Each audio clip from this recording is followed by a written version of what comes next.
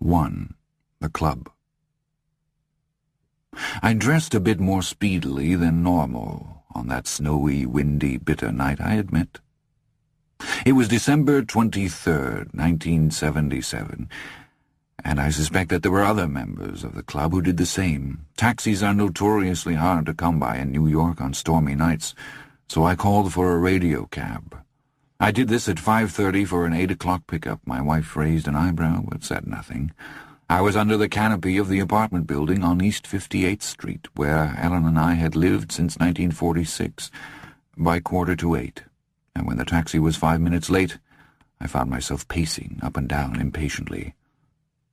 The taxi arrived at 8:10, and I got in, too glad to be out of the wind to be as angry with the driver as he probably deserved. That wind, part of a cold front that had swept down from Canada the day before, meant business. It whistled and whined around the cab's window, occasionally drowning out the salsa on the driver's radio and rocking the big checker on its springs. Many of the stores were open, but the sidewalks were nearly bare of last-minute shoppers. Those that were abroad looked uncomfortable or actually pained. It had been flurrying on and off all day, and now the snow began again, coming first in thin membranes, then twisting into cyclone shapes ahead of us in the street. Coming home that night, I would think of the combination of snow, a taxi, and New York City with considerably greater unease. But I did not, of course, know that then. At the corner of 2nd and 40th, a large tinsel Christmas bell went floating through the intersection like a spirit. "Bad night," the cabbie said. "They'll have an extra 2 dozen in the morgue tomorrow, wino popsicles, plus a few bag lady popsicles." I suppose. The cabbie ruminated. "Well, good riddance," he said finally. "Less welfare, right?" "Your Christmas spirit," I said, "is stunning in its width and depth." The cabbie ruminated. "You one of those bleeding-heart liberals?" he asked finally.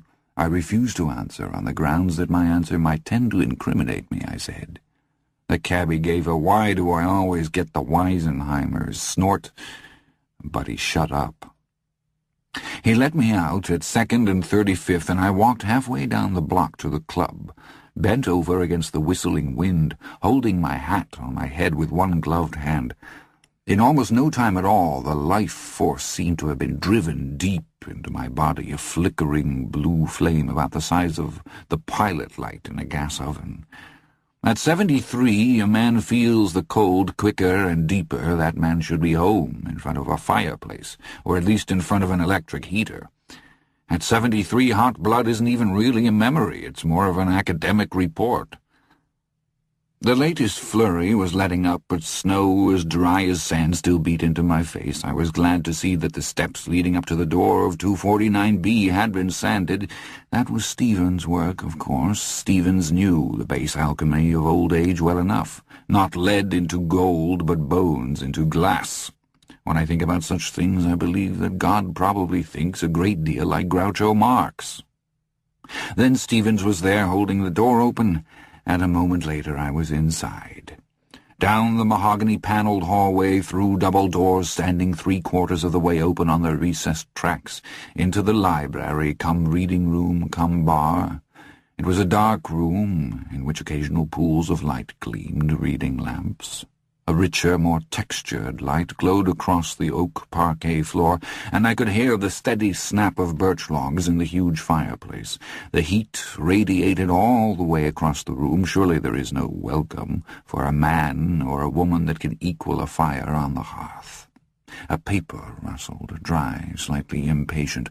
That would be Johansson with his Wall Street Journal. After 10 years, it was possible to recognize his presence simply by the way he read his stocks. Amusing, and in a quiet way, amazing. Stevens helped me off with my overcoat, murmuring that it was a dirty night. WCBS was now forecasting heavy snow before morning. I agreed that it was indeed a dirty night, and looked back into that big high-ceilinged room again. A dirty night, a roaring fire, and a ghost story. Did I say that at 73 hot blood is a thing of the past? perhaps so. But I felt something warm in my chest at the thought, something that hadn't been caused by the fire or Stephen's reliable, dignified welcome. I think it was because it was McCarran's turn to tell the tale. I had been coming to the brownstone which stands at 249B East 35th Street for 10 years, coming at intervals that were almost, but not quite, regular. In my own mind I think of it as a gentleman's club, that amusing, pre-glorious Steinem antiquity. But even now I am not sure that's what it really is, or how it came to be in the first place. On the night Emlyn McCarran told his story, the story of the breathing method, there were perhaps 13 club members in all, although only 6 of us had come out on that howling bitter night. I can remember years when there might have been as few as 8 full-time members, and others when there were at least 20, and perhaps more. I suppose Stevens might know how it all came to be. One thing I am sure of is that Stevens has been there from the first, no matter how long that may be, and I believe Stevens to be older than he looks, much, much older. He has a faint Brooklyn accent, but in spite of that he is as brutally correct and as cuttingly punctilious as a third-generation English butler. His reserve is part of his often maddening charm, and Stevens's small smile is a locked and latched door. I have never seen any club records, if he keeps them. I have never gotten a receipt of dues. There are no dues. I have never been called by the club secretary. There is no secretary. And at 249B East 35th there are no phones. There is no box of white marbles and black balls. And the club, if it is a club, has never had a name. I first came to the club, as I must continue to call it, as a guest of George Waterhouse.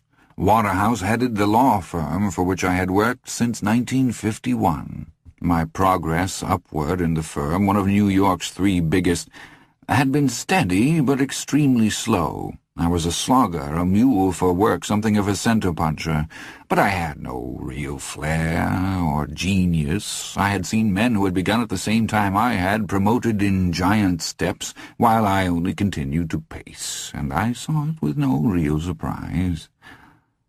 Waterhouse and I had exchanged pleasantries, attended the obligatory dinner put on by the firm each October, and had little more congress until one fall in the 1960s, when he dropped by my office one day in early November. This in itself was unusual enough, and it had me thinking black thoughts, dismissal, that were counterbalanced by giddy ones. An unexpected promotion? It was a puzzling visit. Waterhouse leaned in the doorway, his Phi Beta Kappa key gleaming mellowly on his vest, and talked in amiable generalities. None of what he said seemed to have any real substance or importance. I kept expecting him to finish the pleasantries and get down to cases. Now about this Casey brief, or we've been asked to research the mayor's appointment of Salkowitz too, but it seemed there were no cases. He glanced at his watch, said he had enjoyed our talk and that he had to be going. I was still blinking, bewildered, when he turned back and said casually, "There's a place where I go most Thursday nights, a sort of club. Old duffers mostly, but some of them are good company. They keep a really excellent cellar, if you've a palate. Every now and then someone tells a good story as well. Why not come down some night, David, as my guest?" I stammered some reply. Even now I'm not sure what it was. I was bewildered by the offer.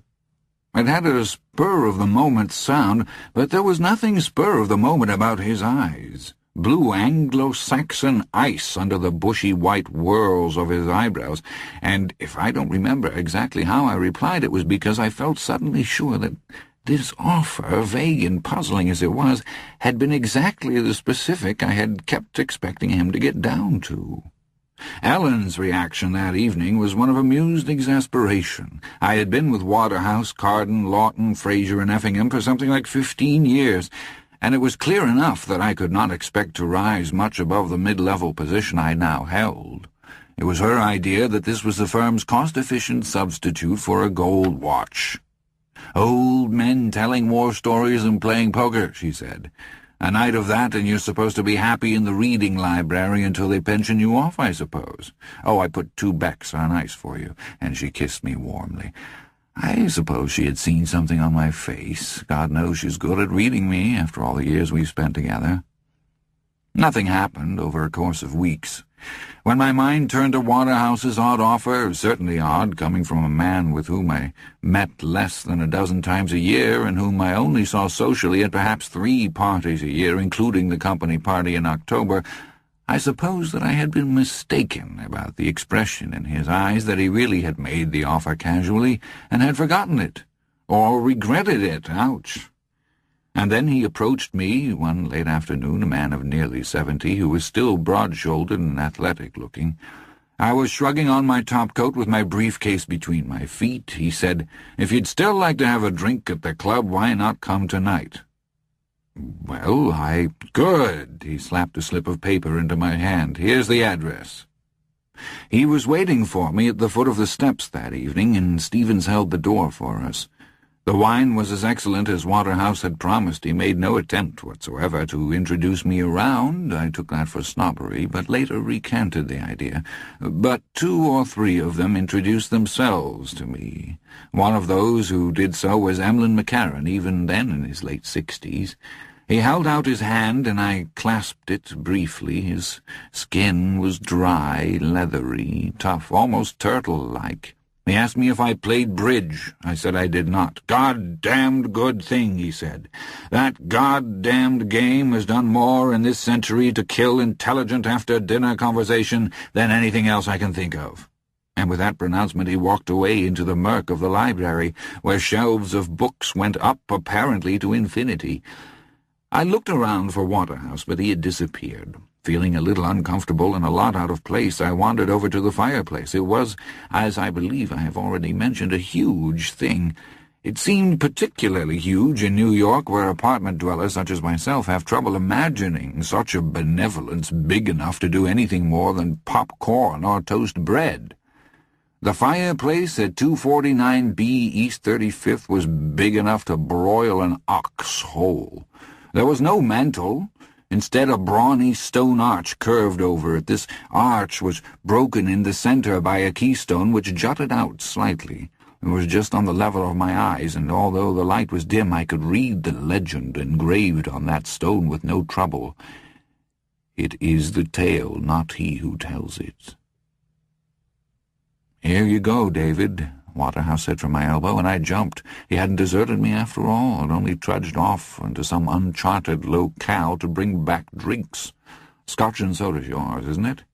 "Yes, thank you, Mr. Waterhouse." "George," he said. "Here it's just George." "George, then," I said, although it seemed slightly mad to be using his first name. "What is all of—" "Cheers," he said. We drank. "Stevens tends the bar. He makes fine drinks. He likes to say it's a small but vital skill." The Scotch took the edge off my feelings of disorientation and awkwardness. The edge, but the feelings themselves remained. I had spent nearly half an hour gazing into my closet and wondering what to wear. I had finally settled on dark brown slacks and a rough tweed jacket that almost matched them, hoping I would not be wandering into a group of men either turned out in tuxedos or wearing blue jeans and L.L. Bean's lumberjack shirts. It seemed that I hadn't gone too far wrong on the matter of dress, anyway. A new place and a new situation make one crucially aware of every social act, no matter how small, and at that moment, drink in hand and the obligatory small toast made, I wanted very much to be sure that I hadn't overlooked any of the amenities. "Is there a guest book I ought to sign?" I asked, "something like that." He looked mildly surprised. "Oh, we don't have anything like that," he said. "At least, I don't think we do." He glanced around the dim, quiet room.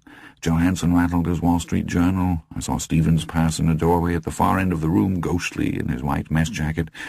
George put his drink on an end table and tossed a fresh log onto the fire. Sparks corkscrewed up the black throat of the chimney. "What does that mean?" I asked, pointing to the inscription on the keystone. "Any idea?" Waterhouse read it carefully, as if for the first time. "It is the tale, not he who tells it." "I suppose I have an idea," he said. "You may too, if you should come back." "Yes, I should say you may have an idea or two, in time. Enjoy yourself, David." He walked away. And although it may seem odd having been left to sink or swim in such an unfamiliar situation, I did enjoy myself. For one thing, I have always loved books, and there was a trove of interesting ones to examine here. I walked slowly along the shelves, examining the spines as best I could in the faint light, pulling one out now and then and pausing once to look out a narrow window at the 2nd Avenue intersection up the street. I stood there and watched through the frost-rimed glass as the traffic light at the intersection cycled from red to green to amber and back to red again, and quite suddenly I felt the queerest and yet very welcome sense of peace come to me. It did not flood in. Instead, it seemed almost to steal in. Oh, yes, I can hear you saying, that makes great sense. Watching a stop-and-go light gives everyone a sense of peace. All right, it made no sense, I grant you that, but the feeling was there just the same. It made me think for the first time in years of the winter nights in the Wisconsin farmhouse where I grew up, lying in bed in a drafty upstairs room and marking the contrast between the whistle of the January wind outside, drifting snow as dry as sand along miles of snow fence, and the warmth my body created under the 2 quilts.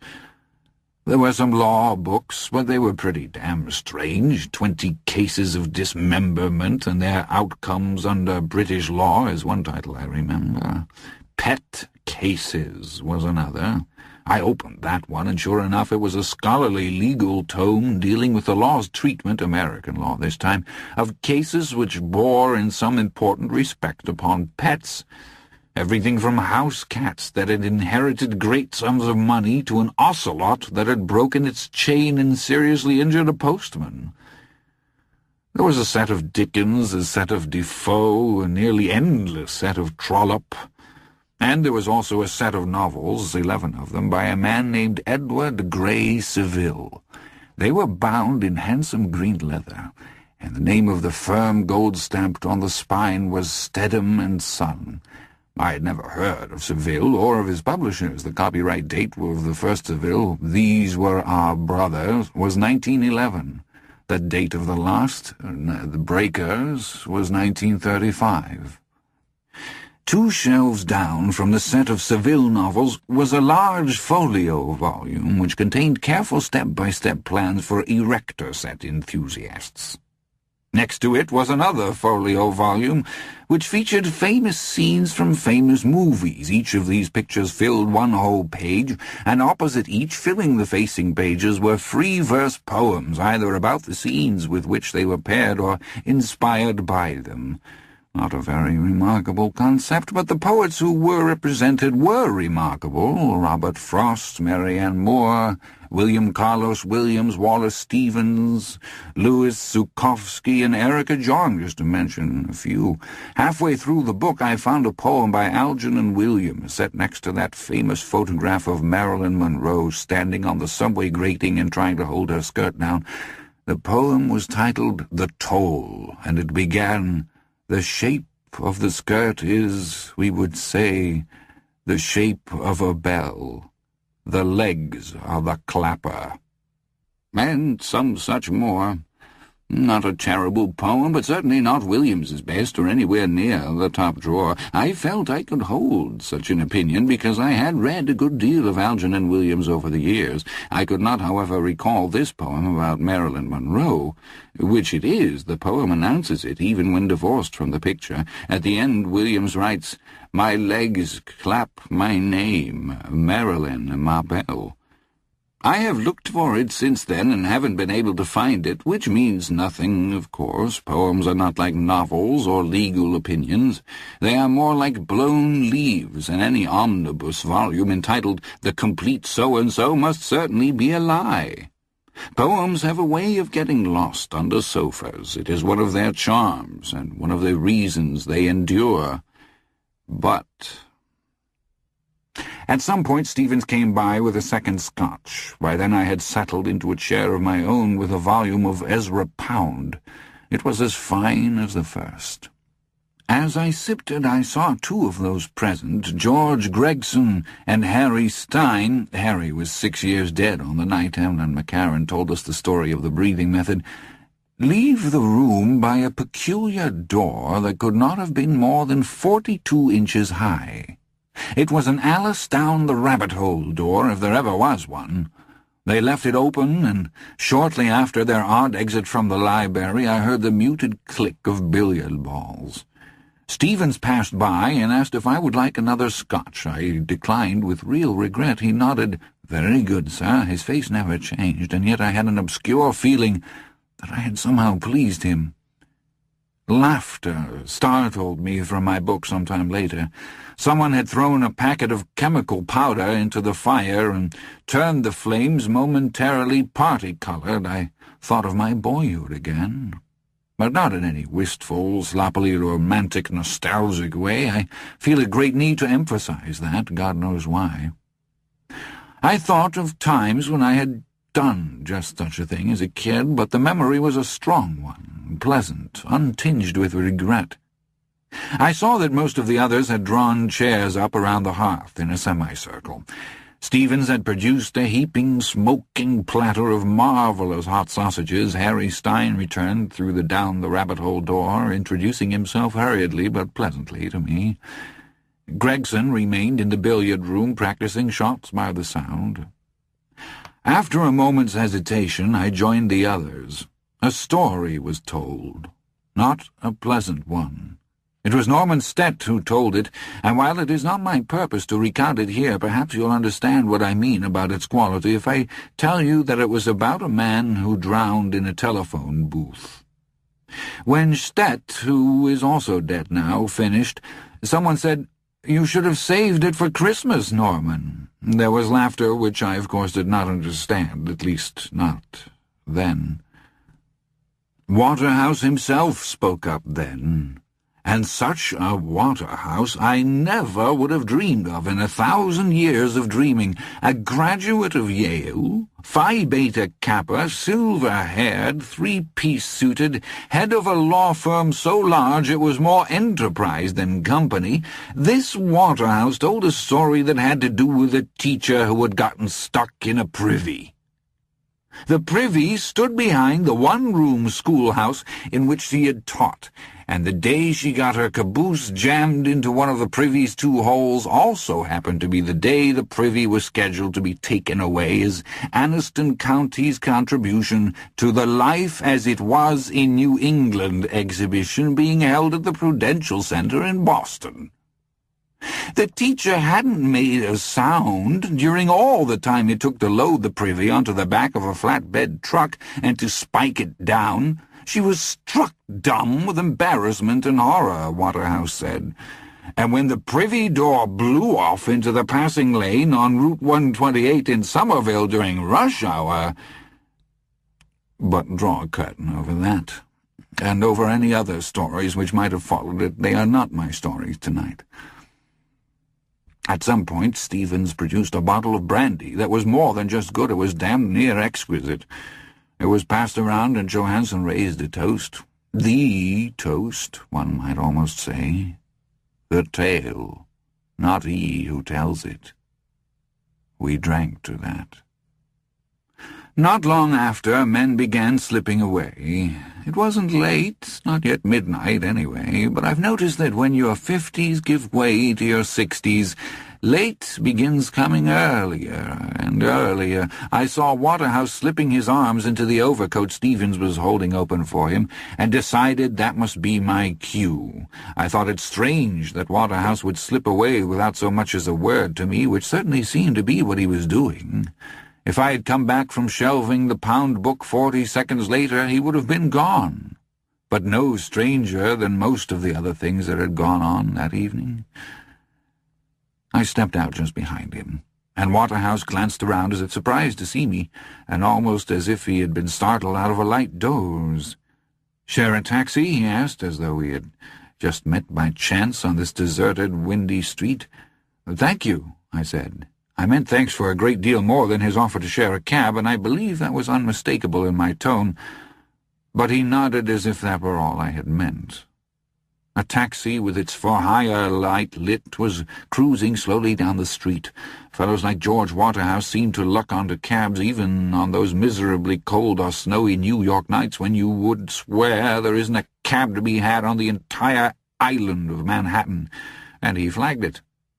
Inside, safely warm, the taximeter charting our journey in measured clicks, I told him how much I had enjoyed his story.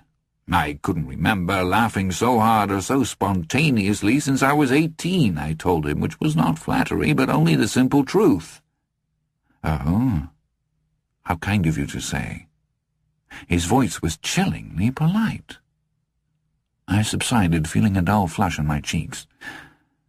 One does not always need to hear a slam to know that the door has been closed. When the taxi drew up to the curb in front of my building, I thanked him again, and this time he showed a trifle more warmth. "It was good of you to come on such short notice," he said. "Come again if you like. Don't wait for an invitation. We don't stand much on ceremony at 249B. Thursdays are best for stories, but the club is there every night." Am I then to assume membership? The question was on my lips. I meant to ask it. It seemed necessary to ask it. I was only mulling it over, listening to it in my head in my tiresome lawyer's way, to hear if I'd got the phrasing right. Perhaps that was a little too blunt. When Waterhouse told the cabby to drive on. The next moment the taxi was rolling on toward Park.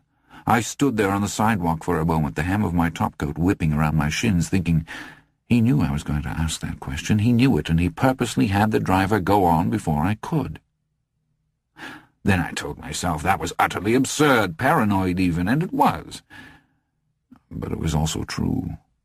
I could scoff all I liked. None of the scoffing changed that essential certainty. I walked slowly to the door of my building and went inside. Ellen was 60% asleep when I sat down on the bed to take off my shoes. She rolled over and made a fuzzy, interrogative sound deep in her throat. I told her to go back to sleep. She made the muzzy sound again. This time it approximated English. "How was it?" For a moment I hesitated, my shirt half unbuttoned, and I thought with one moment's utter clarity, if I tell her, I will never see the other side of that door again. "It was all right," I said. "Old men telling war stories." "I told you so.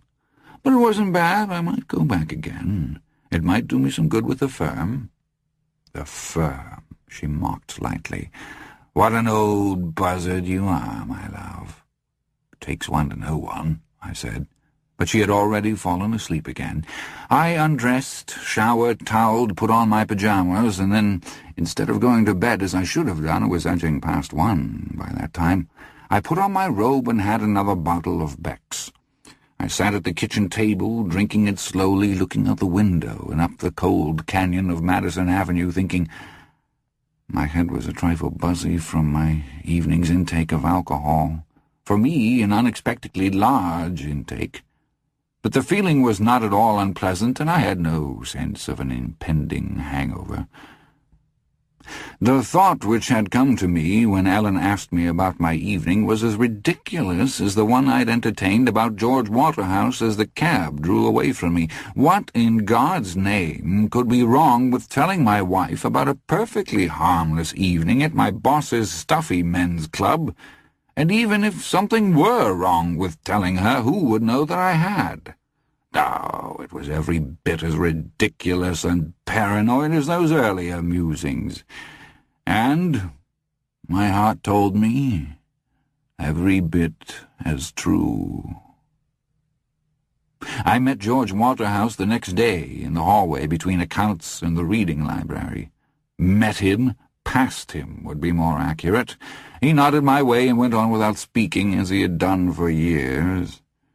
My stomach muscles ached all day long. That was the only thing that completely convinced me the evening had been real. 3 weeks passed. 4. 5. No second invitation came from Waterhouse. Somehow I just hadn't been right, hadn't fit, or so I told myself. It was a depressing, disappointing thought. I supposed it would begin to fade and lose its sting, as all disappointments eventually do, but I thought of that evening at the oddest moments, the isolated pools of library lamplight so still and tranquil and somehow civilized. Waterhouse's absurd and hilarious tale of the schoolteacher stuck in the privy, the rich smell of leather in the narrow stacks. Most of all, I thought of standing by that narrow window and watching the frost crystals change from green to amber to red. I thought of that sense of peace I had felt. During that same 5-week period, I went to the library and checked out 4 volumes of Algernon Williams' poetry. I had 3 others myself and had already checked through them. One of these volumes purported to be the complete poems of. I reacquainted myself with some old favorites, but I found no poem called The Toll in any of the volumes. On that same trip to the New York Public Library, I checked the card catalog for works of fiction by a man named Edward Gray Seville. A mystery novel by a woman named Ruth Seville was the closest I came. Come again if you like. Don't wait for an invitation. I was waiting for an invitation anyway, of course. My mother taught me donkeys years ago not to automatically believe people who tell you glibly to drop by any time or that the door is always open. I didn't feel I needed an engraved card delivered to my apartment door by a footman in livery bearing a gilt plate. I don't mean that, but I did want something. Even if it was only a casual remark. Coming by some night, David? Hope we didn't bore you, that kind of thing. But when even that didn't come, I began to think more seriously about going back anyway. After all, sometimes people really did want you to drop in any time. I suppose that at some places the door was always open, and that mothers weren't always right. Don't wait for an invitation. Anyway, that's how it happened that, on December 10th of that year, I found myself putting on my rough tweed coat and dark brown pants again, and looking for my darkish red tie. I was rather more aware of my heartbeat than usual that night, I remember. "George Waterhouse finally broke down and asked you back?" Ellen asked. "Back into the sty with the rest of the male chauvinist oinkers?" "That's right," I said, thinking it must be the first time in at least a dozen years that I had told her a lie. And then I remembered that after the first meeting I had answered her question about what it had been like with a lie. Old men telling war stories, I had said. "Well, maybe there really will be a promotion in it," she said, though without much hope. To her credit, she said it without much bitterness either. "Stranger things have happened," I said, and kissed her goodbye.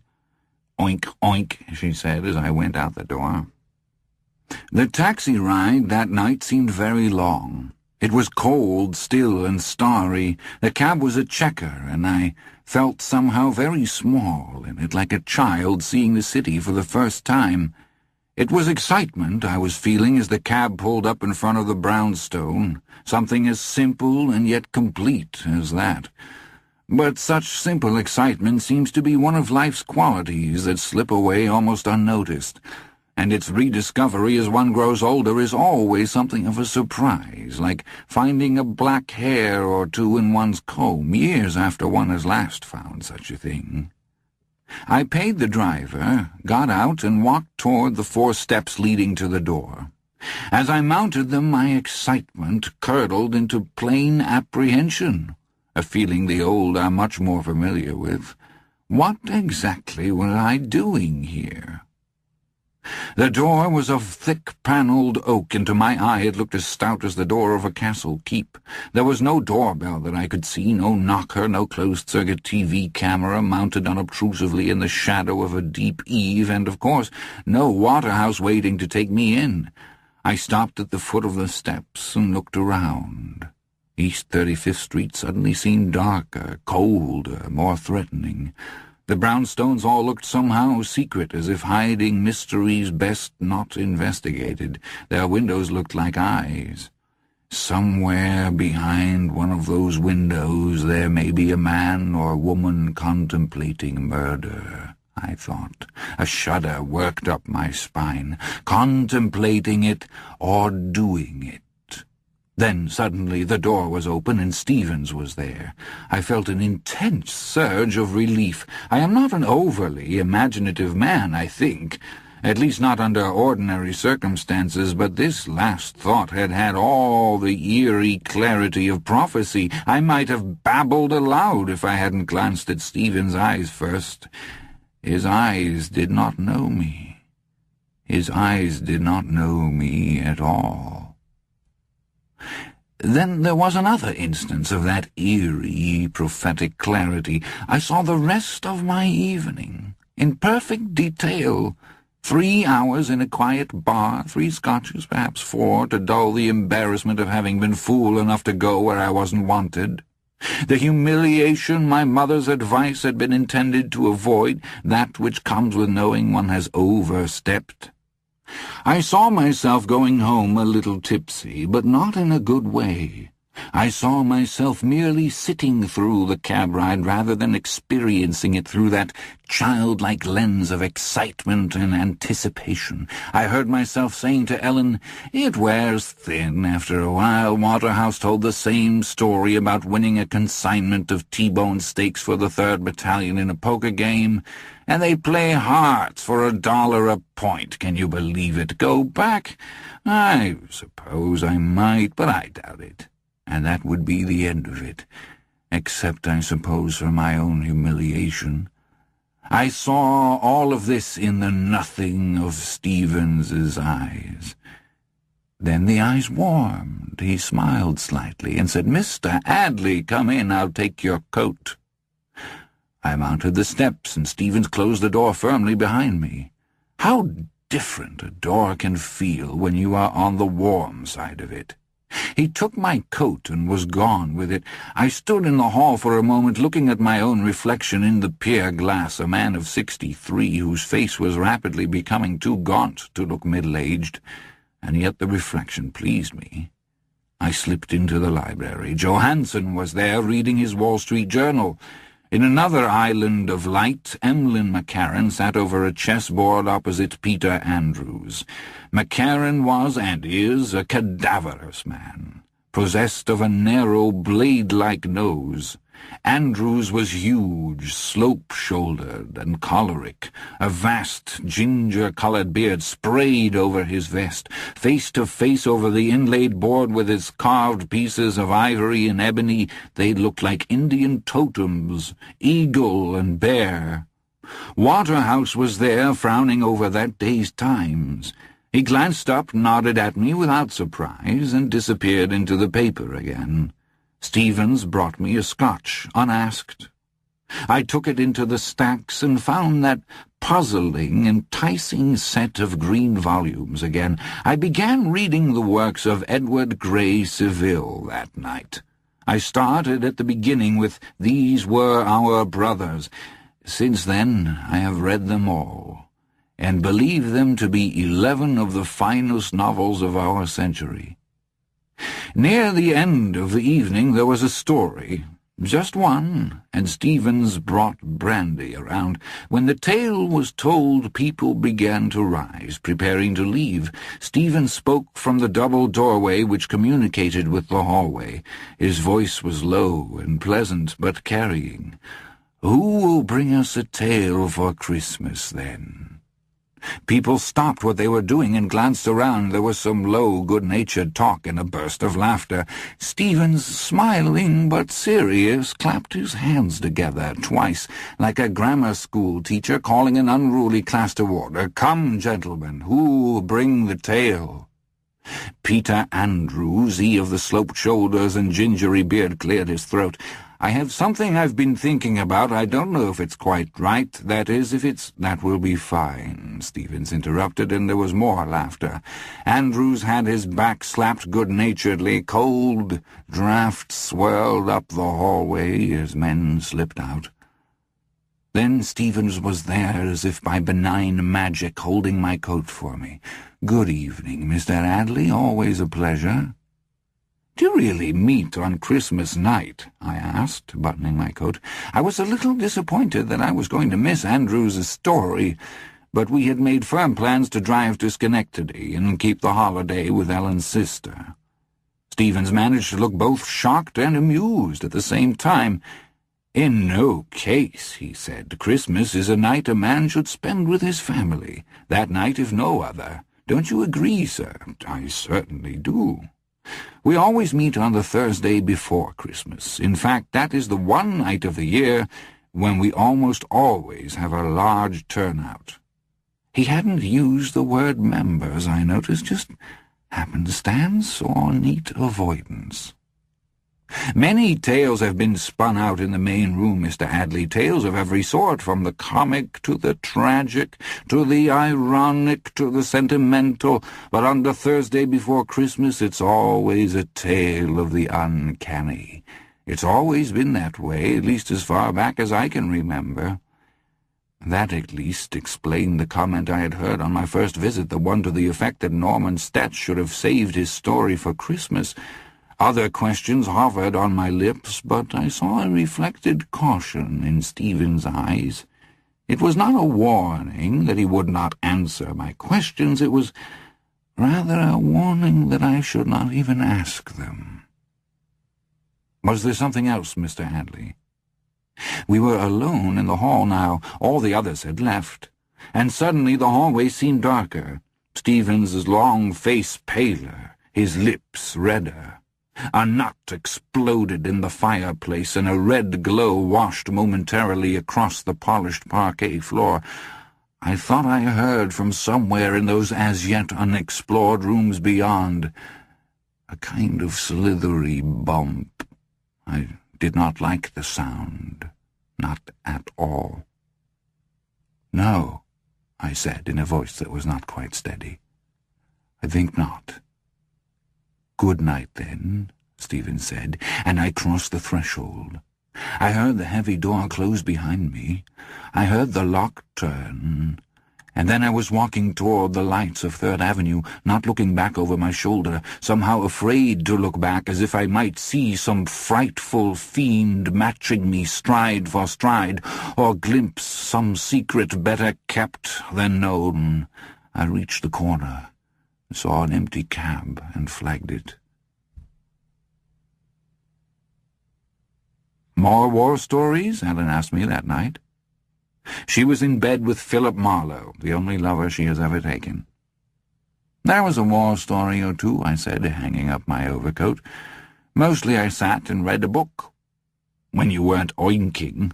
"Yes, that's right, when I wasn't oinking." "Listen to this. The first time I laid eyes on Terry Lennox, he was drunk in a Rolls-Royce Silver Wraith outside the terrace of The Dancers," Ellen read. "He had a young-looking face, but his hair was bone-white. You could tell by his eyes that he was plastered to the hairline, but otherwise he looked like any other nice young guy in a dinner jacket who had been spending too much money in a joint that exists for that purpose and for no other." "Nice, huh? It's The Long Goodbye," I said, taking off my shoes. "You read me that same passage once every 3 years. It's part of your life cycle." She wrinkled her nose at me. "Oink, oink." "Thank you," I said. She went back to her book. I went out into the kitchen to get a bottle of Beck's. When I came back, she had laid The Long Goodbye open on the counterpane and was looking at me closely. "David, are you going to join this club?" "I suppose I might, if I'm asked." I felt uncomfortable. I had perhaps told her another lie. If there was such a thing as membership at 249B East 35th, I already was a member. "I'm glad," she said. "You've needed something for a long time now. I don't think you even know it, but you have. I've got the Relief Committee and the Commission on Women's Rights and the Theatre Society, but you've needed something, some people to grow old with, I think." I went to the bed and sat beside her and picked up The Long Goodbye. It was a bright, new-minted paperback. I could remember buying the original hardback edition as a birthday present for Ellen in 1953. "Are we old?" I asked her. "I suspect we are," she said, and smiled brilliantly at me. I put the book down and touched her breast. Too old for this? She turned the covers back with ladylike decorum, and then, giggling, kicked them onto the floor with her feet. "Beat me, Daddy," Ellen said. "8 to the bar." "Oink, oink," I said, and then we were both laughing.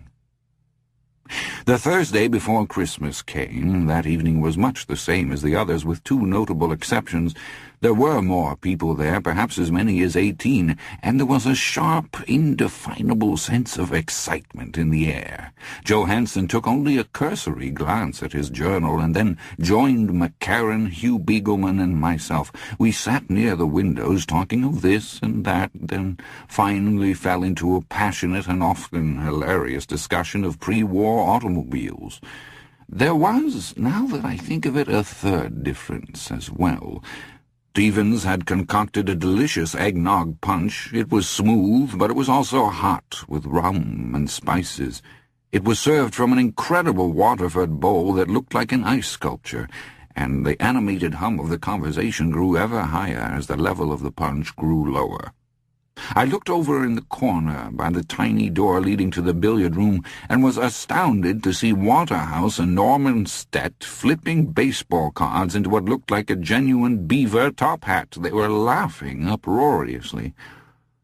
Groups formed and reformed. The hour grew late, and then at the time when people usually began slipping out through the front door, I saw Peter Andrews seated in front of the fire with an unmarked packet about the size of a seed envelope in one hand. He tossed it into the flames without opening it, and a moment later the fire began to dance with every color of the spectrum, and some I would have sworn from outside of it before turning yellow again.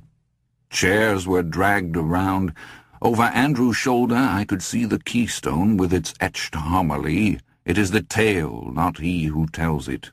Stevens passed unobtrusively among us, taking punch glasses and replacing them with snifters of brandy. There were murmurs of "Merry Christmas" and "Top of the season, Stevens," and for the first time I saw money change hands. A $10 bill was unobtrusively tendered here, a bill that looked like a 50 there, one which I clearly saw was 100 from another chair. "Thank you, Mr. McCarran." Mr. Johansen, Mr. Beagleman, a quiet, well-bred murmur. I have lived in New York long enough to know that the Christmas season is a carnival of tips, something for the butcher, the baker, the candlestick maker, not to mention the doorman, the super, and the cleaning lady who comes in Tuesdays and Fridays. I've never met anyone of my own class who regarded this as anything but a necessary nuisance. But I felt none of that grudging spirit on that night. The money was given willingly, even eagerly, and suddenly, for no reason. It was the way thoughts often seemed to come when one was at 249B. I thought of the boy calling up to Scrooge on the still, cold air of a London Christmas morning, "What, the goose that's as big as me?" And Scrooge, nearly crazed with joy, giggling, "A good boy, an excellent boy." I found my own wallet. In the back of this, behind the pictures of Ellen I keep, there has always been a $50 bill which I keep for emergencies. When Stevens gave me my brandy, I slipped it into his hand with never a qualm, although I was not a rich man. "Happy Christmas, Stevens," I said. "Thank you, sir, and the same to you." He finished passing out the brandies and collecting his honorariums and retired. I glanced around once at the midpoint of Peter Andrews' story, and saw him standing by the double doors, a dim, man-like shadow, stiff and silent. "I'm a lawyer now, as most of you know," Andrews said, after sipping at his glass, clearing his throat, and then sipping again. "I've had offices on Park Avenue for the last 22 years, but before that I was a legal assistant in a firm of lawyers which did business in Washington, D.C., One night in July I was required to stay late in order to finish indexing case citations in a brief which hasn't anything at all to do with this story. But then a man came in, a man who was at that time one of the most widely known senators on the Hill, a man who later almost became president. His shirt was matted with blood, and his eyes were bulging from their sockets. "I've got to talk to Joe," he said. Joe, you understand, was Joseph Woods, the head of my firm, one of the most influential private sector lawyers in Washington, and this senator's close personal friend. "He went home hours ago," I said. I was terribly frightened, I can tell you. He looked like a man who had just walked away from a dreadful car accident, or perhaps from a knife fight. And somehow seeing his face, which I had seen in newspaper photos and on Meet the Press, seeing it streaked with gore, one cheek twitching spasmodically below one wild eye, all of that made my fright worse. "I can call him if you—" I was already fumbling with the phone, mad with eagerness to turn this unexpected responsibility over to someone else. Looking behind him, I could see the caked and bloody footprints he had left on the carpet. "I've got to talk to Joe right now," he reiterated, as if he hadn't heard me. "There's something in the trunk of my car, something I found out at the Virginia place. I've shot it and stabbed it, and I can't kill it. It's not human, and I can't kill it." He began to giggle, and then to laugh, and finally to scream, and he was still screaming when I finally got Mr. Woods on the phone and told him to come, for God's sake, to come as fast as he could. It is not my purpose to tell Peter Andrews' story either. As a matter of fact, I'm not sure I would dare to tell it. Suffice it to say that it was a tale so gruesome that I dreamed of it for weeks afterward, and Ellen once looked at me over the breakfast table and asked me why I had suddenly cried out, his head is still speaking in the earth," in the middle of the night. "I suppose it was a dream," I said, "one of those you can't remember afterwards." But my eyes dropped immediately to my coffee cup, and I think that Ellen knew the lie that time. One day in August of the following year, I was buzzed as I worked in the reading library. It was George Waterhouse. He asked me if I could step up to his office. When I got there, I saw that Robert Carden was also there, and Henry Effingham. For one moment I was positive I was about to be accused of some really dreadful act of stupidity or ineptitude. Then Carden stepped around to me and said, "George believes that time has come to make you a junior partner, David. The rest of us agree." "It's going to be a little bit like being the world's oldest J.C., Effingham said with a grin. "But it's the channel you have to go through, David. With any luck, we can make you a full partner by Christmas." There were no bad dreams that night. Ellen and I went out to dinner, drank too much, went on to a jazz place where we hadn't been in nearly 6 years, and listened to that amazing blue-eyed black man Dexter Gordon blow his horn until almost 2 in the morning. We woke up the next morning with fluttery stomachs and achy heads, both of us still unable to completely believe what had happened. One of them was that my salary had just climbed by $8,000 a year, long after our expectations of such a staggering income jump had fallen by the wayside. The firm sent me to Copenhagen for 6 weeks that fall, and I returned to discover that John Hanrahan, one of the regular attendees at 249B, had died of cancer. A collection was taken up for his wife, who had been left in unpleasant circumstances. I was pressed into service to total the amount, which was given entirely in cash, and converted to a cashier's check. It came to more than $10,000. I turned the check over to Stevens, and I suppose he mailed it.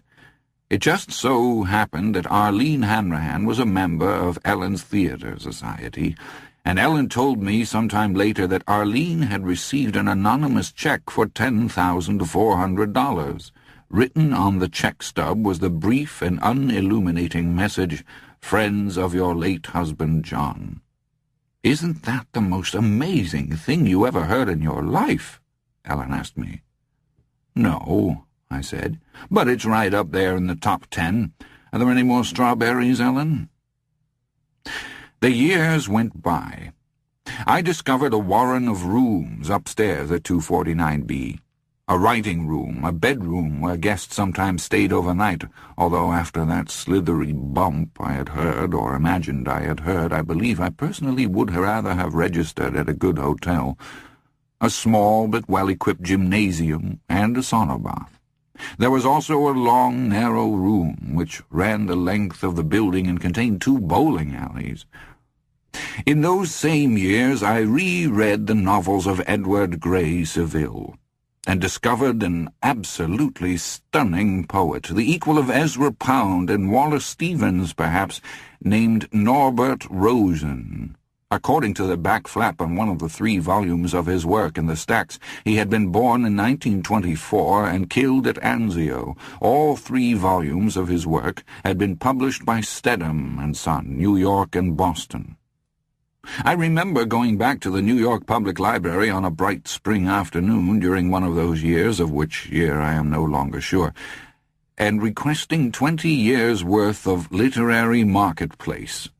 The LMP is an annual publication the size of a large city's yellow pages, and the reference room librarian was quite put out with me, I'm afraid, but I persisted and went through each volume carefully, and although LMP is supposed to list every publisher, great and small, in the United States in addition to agents, editors, and book club staffs, I found no listing for Stedham and Son. A year later, or perhaps it was 2 years later, I fell into conversation with an antiquarian book dealer and asked him about the imprint. He said he had never heard of it. I thought of asking Stevens, saw that warning light in his eyes, and dropped the question unasked. And over those years there were stories, tales, to use Stevens' word, funny tales, tales of love found and love lost, tales of unease, yes, and even a few war stories, although none of the sort Ellen had likely been thinking of when she made the suggestion. I remember Gerard Tosman's story the most clearly, the tale of an American base of operations which took a direct hit from German artillery 4 months before the end of World War I, killing everyone present except for Tosman himself. Lathrop Carruthers, the American general who everyone had by then decided must be utterly insane, he had been responsible for better than 18,000 casualties by then, lives and limbs spent as casually as you or I might spend a quarter in a jukebox, was standing at a map of the front lines when the shell struck. He had been explaining yet another mad flanking operation at the moment, an operation which would have succeeded only on the level of all the others Carruthers had hatched. It would be wonderfully successful at making new widows. And when the dust cleared, Gerard Tosman, dazed and deaf, bleeding from his nose, his ears, and the corners of both eyes, his testicles already swelling from the force of the concussion, had come upon Carruthers' body while looking for a way out of the abattoir that had been the staff HQ only minutes before. He looked at the general's body and then began to scream and laugh. The sounds went unheard by his own shell-shocked ears, but they served to notify the medicos that someone was still alive in that strew of matchwood. Carruthers had not been mutilated by the blast, at least Tosman said. It hadn't been what the soldiers of that long-ago war had come to think of as mutilation. Men whose arms had been blown off, men with no feet, no eyes, men whose lungs had been shriveled by gas. No, he said, it was nothing like that. The man's mother would have known him at once. But the map before which Carruthers had been standing with his butcher's pointer when the shell struck, it had somehow been driven into his face. Tosman had found himself staring into a hideous tattooed death mask. Here was the stony shore of Brittany on the bony ridge of Lathrop Carruthers' brow. Here was the Rhine flowing like a blue scar down his left cheek. Here were some of the finest wine-growing provinces in the world, bumped and ridged over his chin. Here was the Saar drawn around his throat like a hangman's noose, and printed across one bulging eyeball was the word Versailles. That was our Christmas story in the year 1970-something. I remember many others, but they do not belong here. Properly speaking, Tosman's doesn't either, but it was the first Christmas tale I heard at 249B, and I could not resist telling it. And then, on the Thursday after Thanksgiving of this year, when Stevens clapped his hands together for attention and asked who would favor us with a Christmas tale, Emlyn McCarran growled, "I suppose I've got something that bears telling. Tell it now or tell it never, God'll shut me up for good soon enough." In the years I had been coming to 249B, I had never heard McCarran tell a story, and perhaps that's why I called the taxi so early, and why, when Stevens passed out eggnog to the 6 of us who had ventured out on that bellowing, frigid night, I felt so keenly excited. Nor was I the only one. I saw that same excitement on a good many other faces. McCarran, old and dry and leathery, sat in the huge chair by the fire with the packet of powder in his gnarled hands. He tossed it in, and we watched the flame shift colors madly before returning to yellow again. Stevens passed among us with brandy, and we passed him his Christmas honorarium. Once, during that yearly ceremony, I had heard the clink of change passing from the hand of the giver to the hand of the receiver. On another occasion, I had seen a $1,000 bill for a moment in the firelight. On both occasions, the murmur of Stevens's voice had been exactly the same, low, considerate, and entirely correct. 10 years, more or less, had passed since I had first come to 249B with George Waterhouse, and while much had changed in the world outside, nothing had changed in here, and Stevens seemed not to have aged a month or even a single day. He moved back into the shadows, and for a moment there was a silence so perfect that we could hear the faint whistle of boiling sap escaping from the burning logs on the hearth. Emlyn McCarran was looking into the fire, and we all followed his gaze. The flames seemed particularly wild that night. I felt almost hypnotized by the sight of the fire, as I suppose the cavemen who birthed us were once hypnotized by it, as the wind walked and talked outside their cold northern caves. At last, still looking into the fire, bent slightly forward so that his forearms rested on his thighs and his clasped hands hung in a knot between his knees, McCarran began to speak.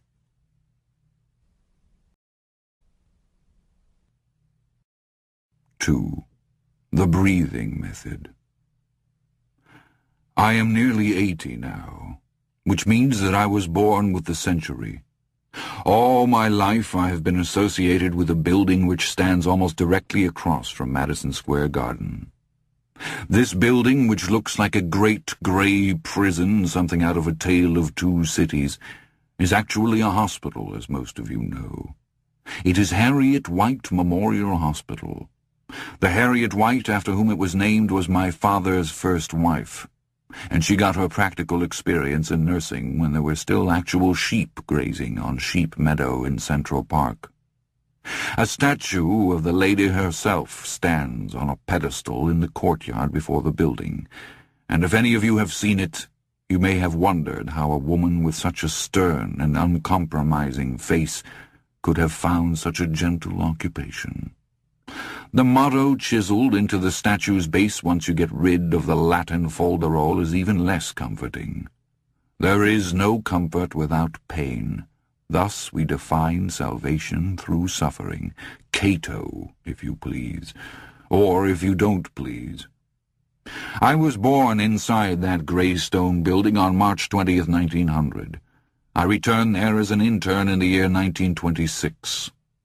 26 is old to be just starting out in the world of medicine, but I had done a more practical internship in France at the end of World War I, trying to pack ruptured guts back into stomachs that had been blown wide open, and dealing on the black market for morphine, which was often tinctured and sometimes dangerous. As with the generation of physicians following World War II, we were a bedrock practical out of sawbones, and the records of the major medical schools show a remarkably small number of washouts in the years 1919 to 1928. We were older, more experienced, steadier. Were we also wiser? I don't know. But we were certainly more cynical.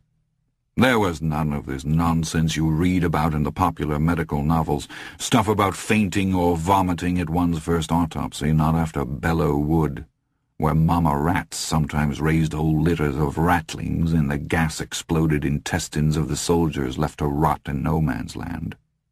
We had gotten all our puking and passing out behind us. The Harriet White Memorial Hospital also figured largely in something that happened to me 9 years after I had interned there. And this is the story I want to tell you, gentlemen, tonight. It is not a tale to be told at Christmas, you would say, although its final scene was played out on Christmas Eve, and yet while it is certainly horrible, it also seems to express to me all the amazing power of our cursed, doomed species. In it I see the wonder of our will, and also its horrible, tenebrous power. Birth itself, gentlemen, is a horrid thing to many. It is the fashion now that fathers should be present at the birth of their children. And while this fashion has served to inflict many men with a guilt which I feel they may not deserve, it is a guilt which some women use knowingly and with an almost prescient cruelty. It seems by and large to be a healthful, salubrious thing. Yet I have seen men leave the delivery room white and tottering, and I have seen them swoon like girls overcome by the cries and the blood. I remember one father who held up just fine, only to begin screaming hysterically as his perfectly healthy son pushed its way into the world. The infant's eyes were open. It gave the impression of looking around, and then its eyes settled on the father. Birth is wonderful, gentlemen, but I have never found it beautiful, not by any stretch of the imagination. I believe it is too brutal to be beautiful. A woman's womb is like an engine. With conception, that engine is turned on. At first it barely idles. But as the creative cycle nears the climax of birth, that engine revs up and up and up. Its idling whisper becomes a steady running hum, and then a rumble, and finally a bellowing, frightening roar. Once that engine has been turned on, every mother-to-be understands that her life is in check. Either she will bring the baby forth and the engine will shut down again, or that engine will pound louder and harder and faster until it explodes, killing her in blood and pain. This is a story of birth, gentlemen.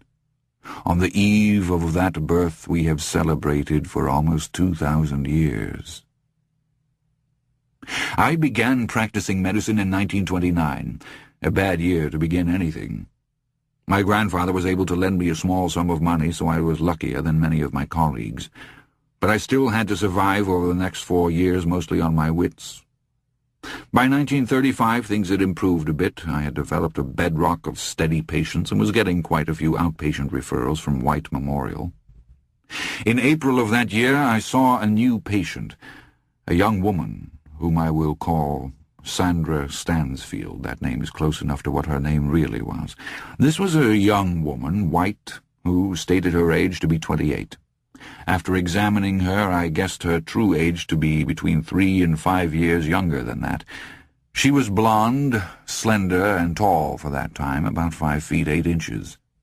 She was quite beautiful, but in an austere way that was almost forbidding. Her features were clear and regular, her eyes intelligent, and her mouth every bit as determined as the stone mouth of Harriet White on the statue across from Madison Square Garden. The name she put on her form was not Sandra Stansfield, but Jane Smith. My examination subsequently showed her to be about 2 months gone in pregnancy. She wore no wedding ring.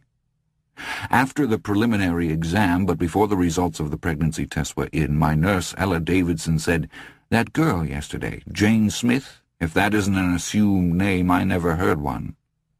I agreed. Still, I rather admired her. She had not engaged in the usual shilly-shallying, toe-scuffing, blushing, tearful behavior. She had been straightforward and businesslike. Even her alias had seemed more a matter of business than of shame. There had been no attempt to provide verisimilitude by creating a Betty Rucklehouse or wamping up a Ternina DeVille.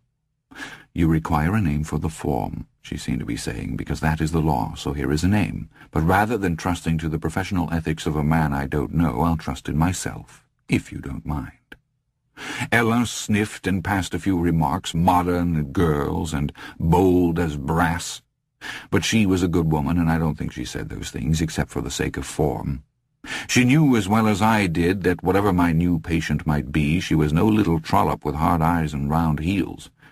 No, Jane Smith was merely an extremely serious, extremely determined young woman. If either of those things can be described by such a milquetoast adverb as merely, it was an unpleasant situation. It used to be called getting in a scrape, as you gentlemen may remember. Nowadays it seems that many young women use a scrape to get out of the scrape. And she meant to go through it with whatever grace and dignity she could manage. A week after her initial appointment she came in again. That was a peach of a day, one of the first real days of spring. The air was mild, the sky a soft, milky shade of blue, and there was a smell on the breeze, a warm, indefinable smell that seems to be nature's signal that she is entering her own birth cycle again. The sort of day one wished to be miles from any responsibility, sitting opposite a lovely woman of one's own, at Coney Island, maybe, or on the Palisades across the Hudson, with a picnic hamper on a checkered cloth, and the lady in question wearing a great white cartwheel hat and a sleeveless gown as pretty as the day.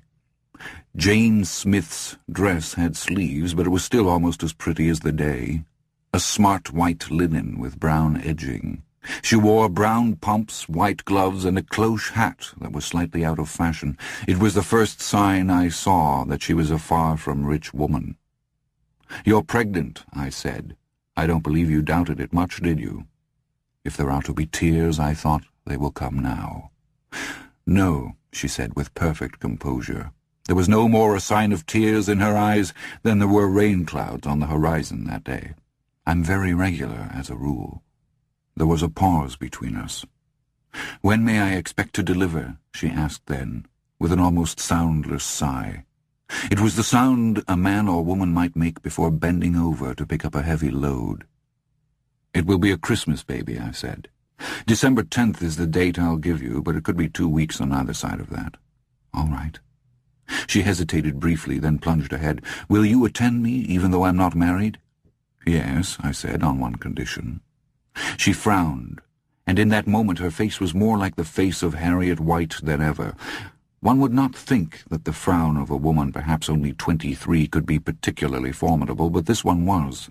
She was ready to leave, and the fact that she would have to go through this entire embarrassing process again with another doctor was not going to deter her. "And what might that be?" she asked, with perfect colourless courtesy. Now it was I who felt an urge to drop my eyes from her steady hazel ones, but I held her gaze. "I insist upon knowing your real name. We can continue to do business on a cash basis, if that is how you prefer it, and I can continue to have Mrs. Davidson issue you receipts in the name of Jane Smith. But if we are going to travel through the next 7 months or so together, I would like to be able to address you by the name to which you answer in all the rest of your life." I finished this absurdly stiff little speech and watched her think it through. I was somehow quite sure she was going to stand up, thank me for my time, and leave forever. I was going to feel disappointed if that happened. I liked her. Even more, I liked the straightforward way she was handling a problem which would have reduced 90 women out of 100 to inept and undignified liars, terrified by the living clock within, and so deeply ashamed of their situation that to make any reasonable plan for coping with it became impossible. I suppose many young people today would find such a state of mind ludicrous, ugly, even hard to believe. People have become so eager to demonstrate their broad-mindedness that a pregnant woman who has no wedding ring is apt to be treated with twice the solicitude of one who does. You gentlemen will well remember when the situation was quite different. You will remember a time when rectitude and hypocrisy were combined to make a situation that was viciously difficult for a woman who had gotten herself in a scrape. In those days, a married, pregnant woman was a radiant woman, sure of her position, and proud of fulfilling what she considered to be the function God put her on earth for. An unmarried, pregnant woman was a trollop in the eyes of the world, and apt to be a trollop in her own eyes as well. They were, to use Ella Davidson's word, easy. And in that world and that time, easiness was not quickly forgiven. Such women crept away to have their babies in other towns or cities. Some took pills or jumped from buildings. Others went to butcher abortionists with dirty hands or tried to do the job themselves. In my time as a physician, I have seen 4 women die of blood loss before my eyes as the result of punctured wombs. In one case, the puncturing was done by the jagged neck of a Dr. Pepper bottle that had been tied to the handle of a whisk broom. It is hard to believe now that such things happened, but they did, gentlemen, they did. It was, quite simply, the worst situation a healthy young woman could find herself in. "All right," she said at last, "that's fair enough. My name is Sandra Stansfield." And she held her hand out.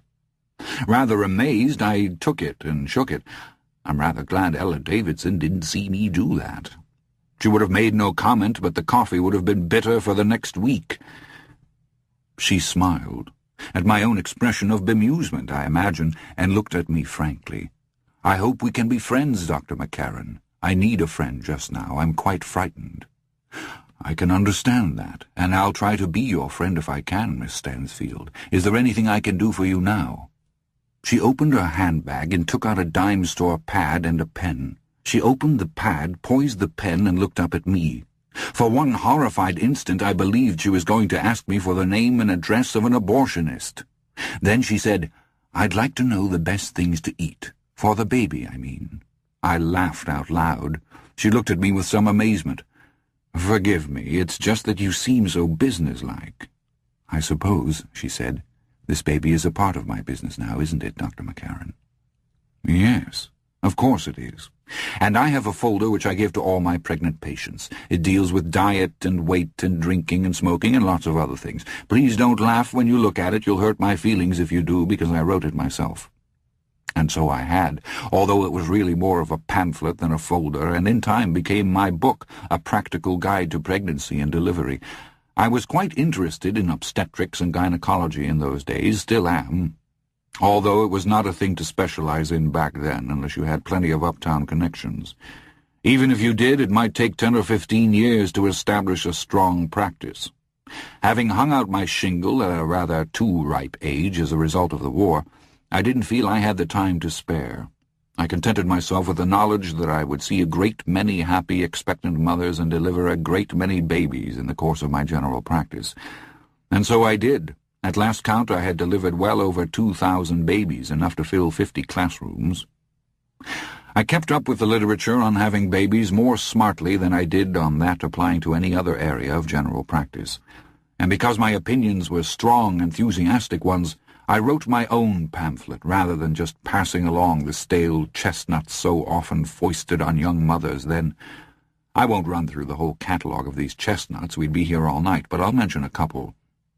Expectant mothers were urged to stay off their feet as much as possible, and on no account were they to walk any sustained distance lest a miscarriage or birth damage result. Now, giving birth is an extremely strenuous piece of work, and such advice is like telling a football player to prepare for the big game by sitting him round as much as possible so he won't tire himself out. Another sterling piece of advice, given by a good many doctors, was that moderately overweight mothers-to-be take up smoking. Smoking!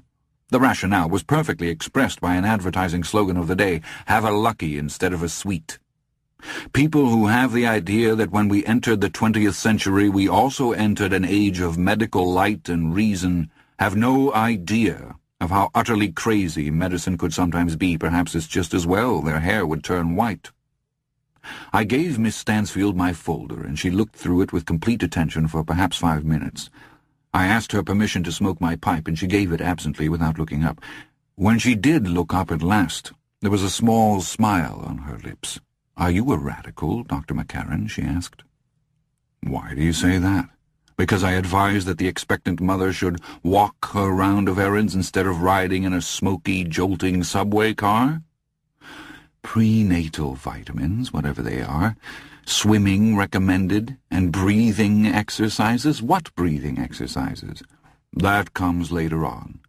And no, I'm not a radical, far from it. What I am is 5 minutes overdue on my next patient. Oh, I'm sorry. She got to her feet quickly, tucking the thick folder into her purse. No need. She shrugged into her light coat, looking at me with those direct hazel eyes as she did so. No, she said, not a radical at all. I suspect you're actually quite comfortable. Is that the word I want? I hope it will serve, I said. It's a word I like. If you speak to Mrs. Davidson, she'll give you an appointment schedule. I'll want to see you again early next month. Your Mrs. Davidson doesn't approve of me. Oh, I'm sure that's not true at all. But I've never been a particularly good liar, and the warmth between us suddenly slipped away. I did not accompany her to the door of my consulting room. Miss Stansfield? She turned toward me, coolly inquiring, Do you intend to keep the baby? She considered me briefly and then smiled, a secret smile, which I am convinced only pregnant women know. Oh, yes, she said, and let herself out.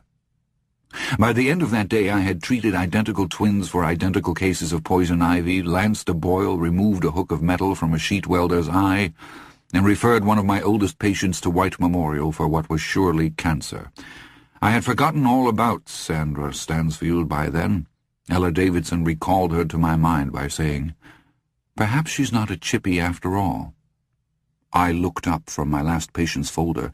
I had been looking at it, feeling that useless disgust most doctors feel when they know they have been rendered completely helpless, and thinking I ought to have a rubber stamp made up for such files, only instead of saying account receivable or paid in full or patient moved, it would simply say death warrant, perhaps with a skull and crossbones above, like those on bottles of poison.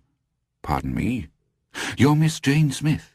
She did a most peculiar thing after her appointment this morning. The set of Mrs. Davidson's head and mouth made it clear that this was the sort of peculiar thing of which she approved. And what was that? When I gave her her appointment card, she asked me to tout up her expenses, all of her expenses, delivery and hospital stay included. That was a peculiar thing, all right. This was 1935, remember, and Miss Stansfield gave every impression of being a woman on her own. Was she well off, even comfortably off? I didn't think so. Her dress, shoes, and gloves had all been smart, but she had worn no jewelry, not even costume jewelry. And then there was her hat, that decidedly out-of-date cloche. Did you do it? I asked. Mrs. Davidson looked at me as though I might have lost my senses. Did I? Of course I did, and she paid the entire amount in cash. The last, which apparently had surprised Mrs. Davidson the most, in an extremely pleasant way, of course, surprised me not at all. One thing which the Jane Smiths of the world can't do is write checks. Took a bank book out of her purse, opened it, and counted the money right out onto my desk, Mrs. Davidson was continuing. Then she put her receipt in where the cash had been, put the bank book into her purse again, and said good day. Not half bad when you think of the way we've had to chase some of these so-called respectable people to make them pay their bills. I felt chagrined for some reason. I was not happy with the Stansfield woman for having done such a thing, with Mrs. Davidson for being so pleased and complacent with the arrangement, and with myself for some reason I couldn't define then and can't now. Something about it made me feel small. But she couldn't very well pay for a hospital stay now, could she? I asked. It was a ridiculously small thing to seize on, but it was all I could find at that moment on which to express my pique and half-amused frustration. After all, none of us knows how long she'll have to remain there. Or are you reading the crystal now, Ella? I told her that very thing, and she asked what the average stay was following an uncomplicated birth. I told her 6 days. Wasn't that right, Dr. McCarran? I had to admit it was. She said that she would pay for 6 days then, and if it was longer she would pay the difference, and if it was shorter we would issue her a refund, I finished wearily. I thought, damn the woman anyway. And then I laughed. She had guts, one couldn't deny that, all kinds of guts. Mrs. Davidson allowed herself a smile. And if I am ever tempted, now that I am in my dotage, to believe I know all there is to know about one of my fellow creatures, I try to remember that smile. Before that day I would have staked my life that I would never see Mrs. Davidson, one of the most proper women I have ever known, smile fondly as she thought about a girl who was pregnant out of wedlock. Guts, I don't know, Doctor, but she knows her own mind, that one. She certainly does. A month passed, and Miss Stansfield showed up promptly for her appointment, simply appearing out of that wide, amazing flow of humanity that was New York then and is New York now. She wore a fresh-looking blue dress to which she managed to communicate a feeling of originality, of one-of-a-kindness, despite the fact that it had been quite obviously picked from a rack of dozens just like it. Her pumps did not match it. They were the same brown ones in which I had seen her last time. I checked her over carefully and found her normal in every way. I told her so, and she was pleased. I found the prenatal vitamins, Dr. McCarran. Did you? That's good. Her eyes sparked impishly. The druggist advised me against them. God save me from pestle pounders, I said, and she giggled against the heel of her palm. It was a childlike gesture, winning in its unself-consciousness. I never met a druggist that wasn't a frustrated doctor, and a Republican. Prenatal vitamins are new, so they're regarded with suspicion. Did you take his advice? No, I took yours. You're my doctor. Thank you. Not at all. She looked at me straightforwardly, not giggling now. Dr. McCarran, when will I begin to show? Not until August, I should guess. September, if you choose garments which are voluminous. Thank you.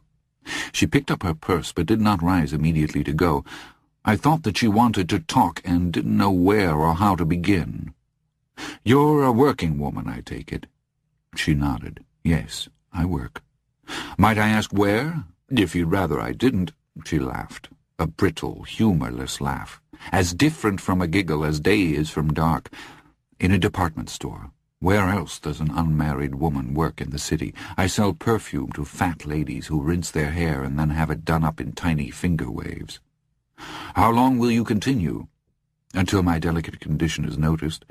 I suppose then I'll be asked to leave, lest I upset any of the fat ladies. The shock of being waited on by a pregnant woman with no wedding band might cause their hair to straighten. Quite suddenly her eyes were bright with tears. Her lips began to tremble, and I groped for a handkerchief, but the tears didn't fall, not so much as a single one. Her eyes brimmed for a moment, and then she blinked them back. Her lips tightened and then smoothed out. She simply decided she was not going to lose control of her emotions, and she did not. It was a remarkable thing to watch.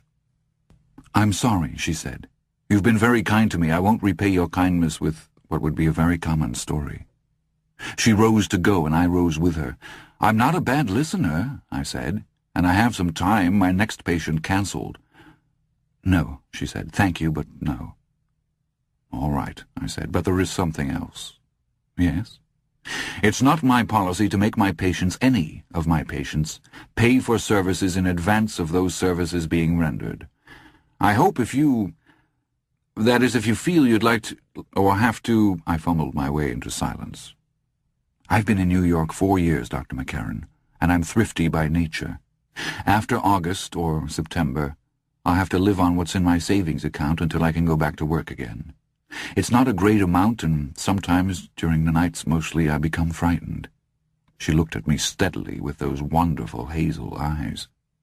It seemed better to me, safer, to pay for the baby first, ahead of everything, because that is where the baby is in my thoughts, and because later on the temptation to spend that money might become very great.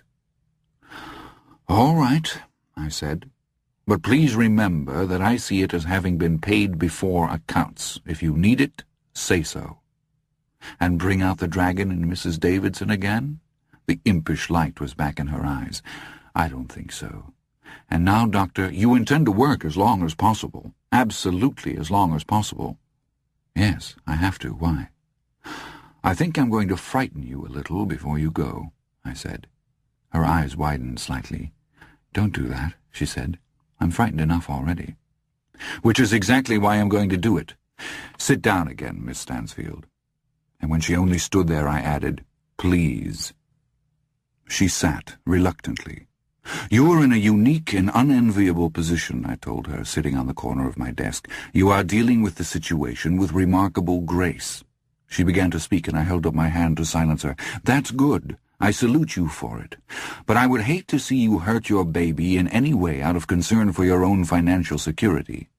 I had a patient who, in spite of my strenuous advice to the contrary, continued packing herself into a girdle month after month, strapping it tighter and tighter as her pregnancy progressed. She was a vain, stupid, tiresome woman, and I don't believe she really wanted the baby anyway. I don't subscribe to many of these theories of the subconscious which everyone seems to discuss over their mahjong boards these days, but if I did, I would say that she, or some part of her, was trying to kill the baby." "And did she?" Her face was very still. "No, not at all. But the baby was born retarded. It's very possible that the baby would have been retarded anyway, and I'm not saying otherwise. We know next to nothing about what causes such things, but she may have caused it." "I take your point," she said in a low voice. "You don't want me to pack myself in so I can work another month or 6 weeks. I'll admit the thought had crossed my mind, so thank you for the fright." This time I walked her to the door. I would have liked to ask her just how much or how little she had left in that savings book, and just how close to the edge she was. It was a question she would not answer, I knew that well enough.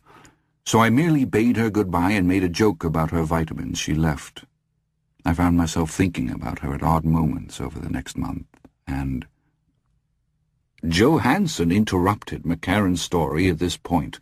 They were old friends, and I suppose that gave him the right to ask the question that had surely crossed all our minds. "Did you love her, Emlyn? Is that what all this is about, this stuff about her eyes and smile and how you thought of her at odd moments?" I thought that McCarran might be annoyed at this interruption, but he was not. "You have a right to ask the question," he said, and paused, looking into the fire. It seemed that he might almost have fallen into a doze. Then a dry knot of wood exploded, sending sparks up the chimney in a swirl, and McCarran looked around, first at Joe Hansen and then at the rest of us. "No, I didn't love her. The things I've said about her sound like the things a man who is falling in love would notice. Her eyes, her dresses, her laugh." He lit his pipe with a special bolt-like pipe lighter that he carried, drawing the flame until there was a bed of coals there. Then he snapped the bolt shut, dropped it into the pocket of his jacket, and blew out a plume of smoke that shifted slowly around his head in an aromatic membrane. I admired her. That was the long and short of it, and my admiration grew with each of her visits. I suppose some of you sense this as a story of love crossed by circumstance. Nothing could be further from the truth. Her story came out a bit at a time over the next half-year or so, and when you gentlemen hear it, I think you'll agree that it was every bit as common as she herself said it was. She had been drawn to the city like 1,000 other girls. She had come from a small town in Iowa or Nebraska, or possibly it was Minnesota, I don't really remember anymore.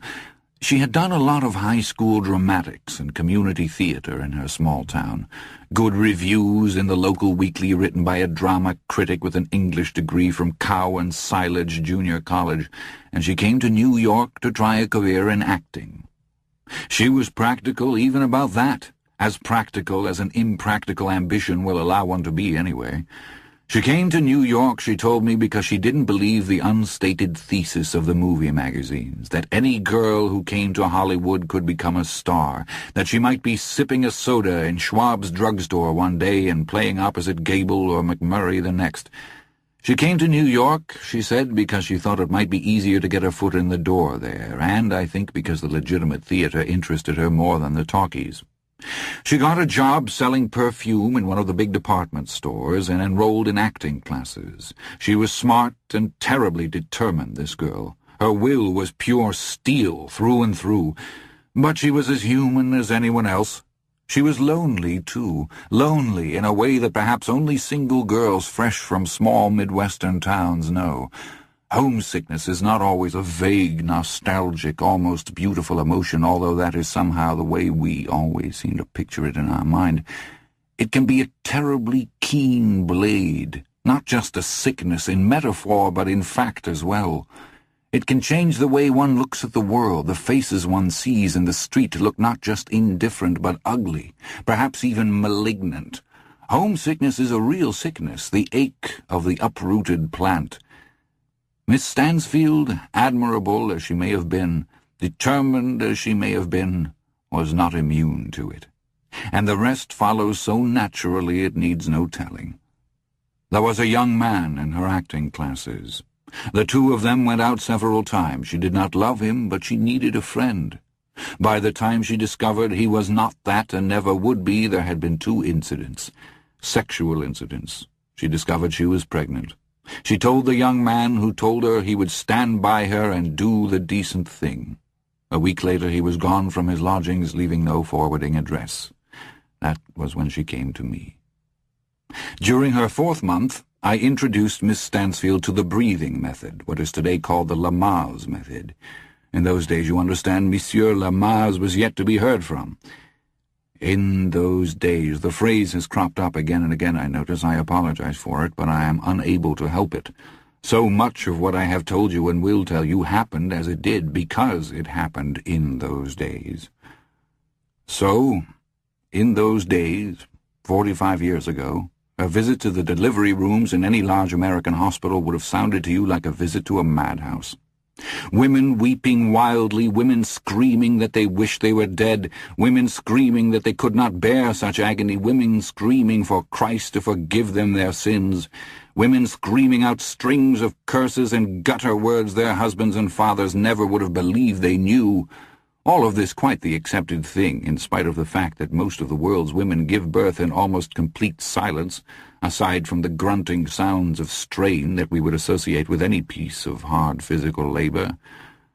Doctors were responsible for some of this hysteria, I'm sorry to say.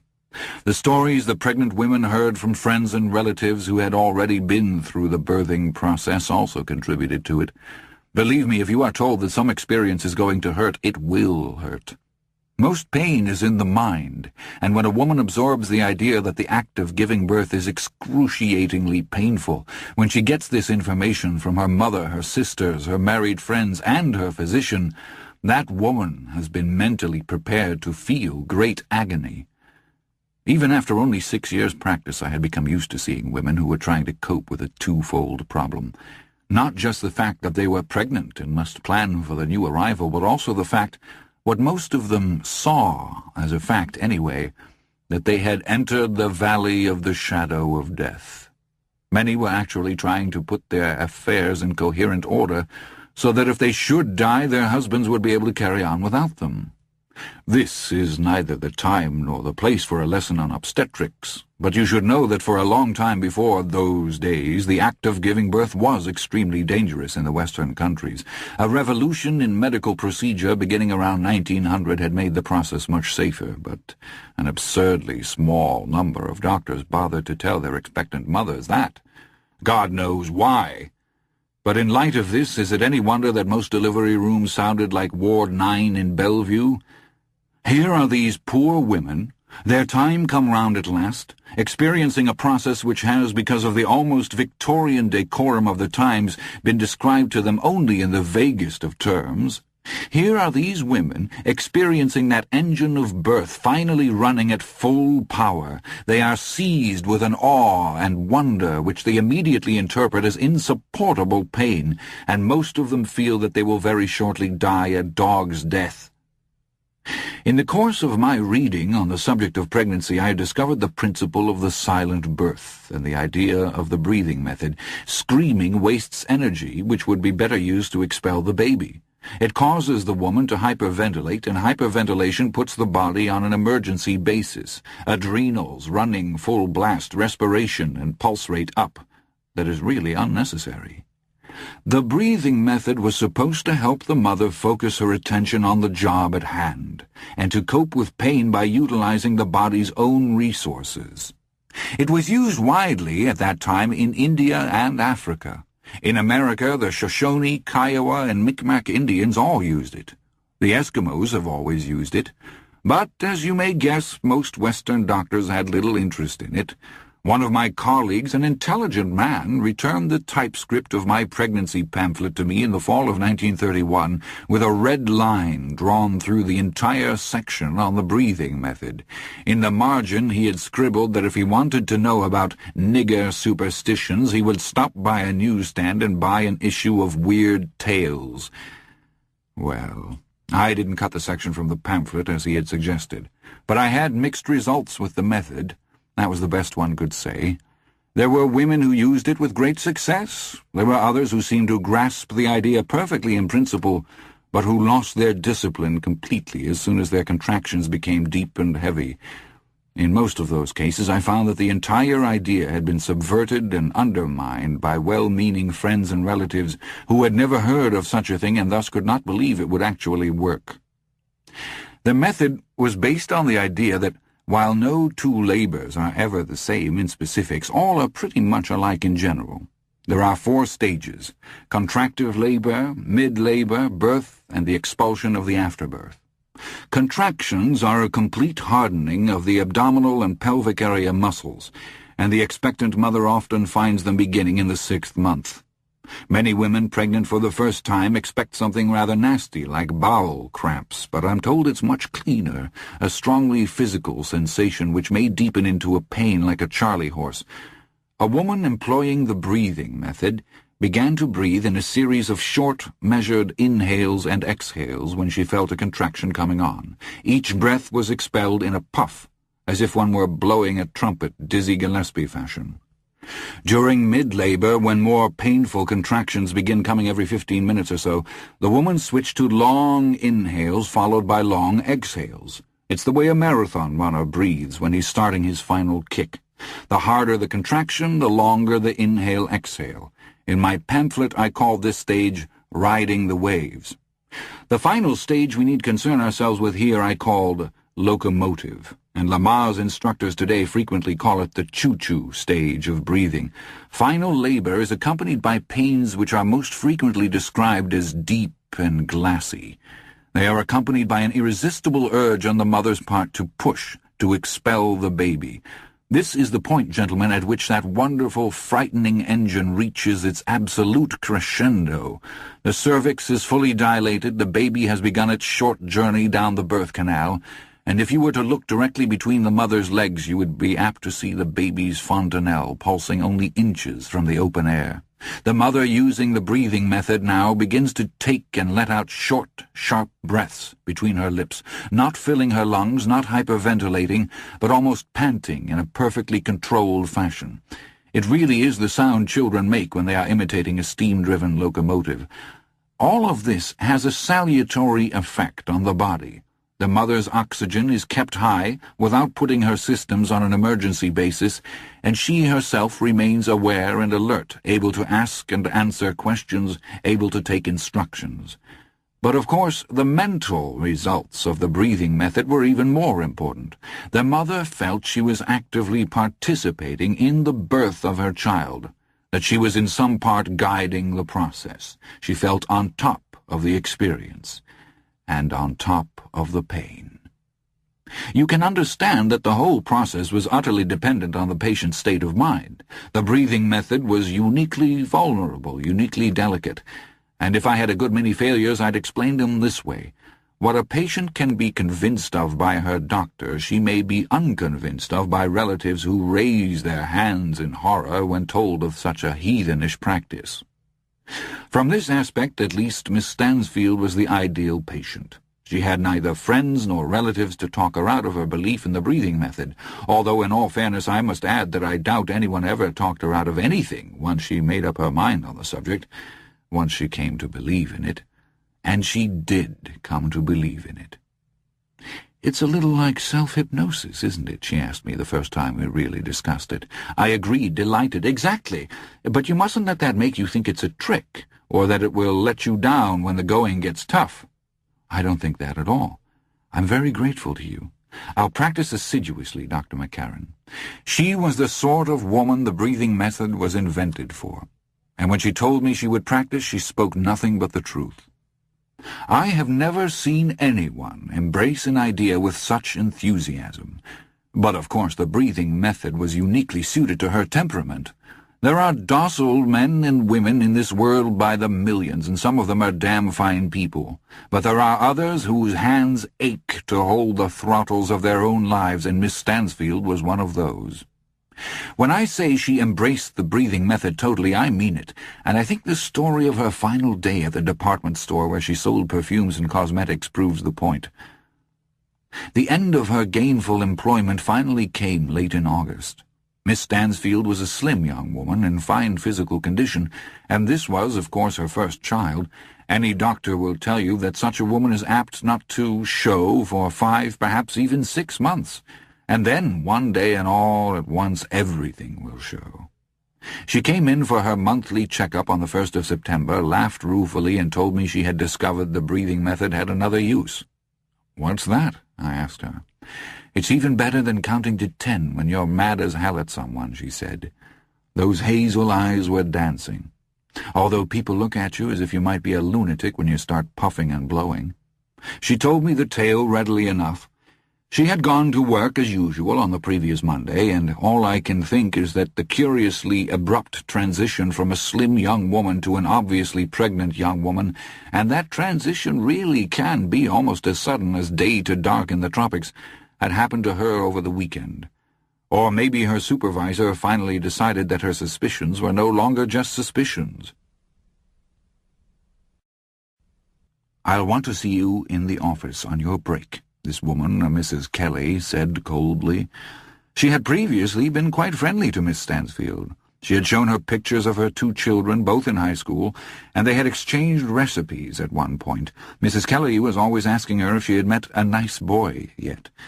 That kindliness and friendliness was gone now, and when she stepped into Mrs. Kelly's office on her break, Miss Stansfield told me she knew what to expect. "You're in trouble," this previously kind woman said curtly. "Yes," Miss Stansfield said.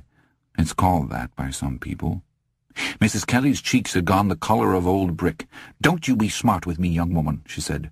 "From the looks of your belly, you've been too smart by half already."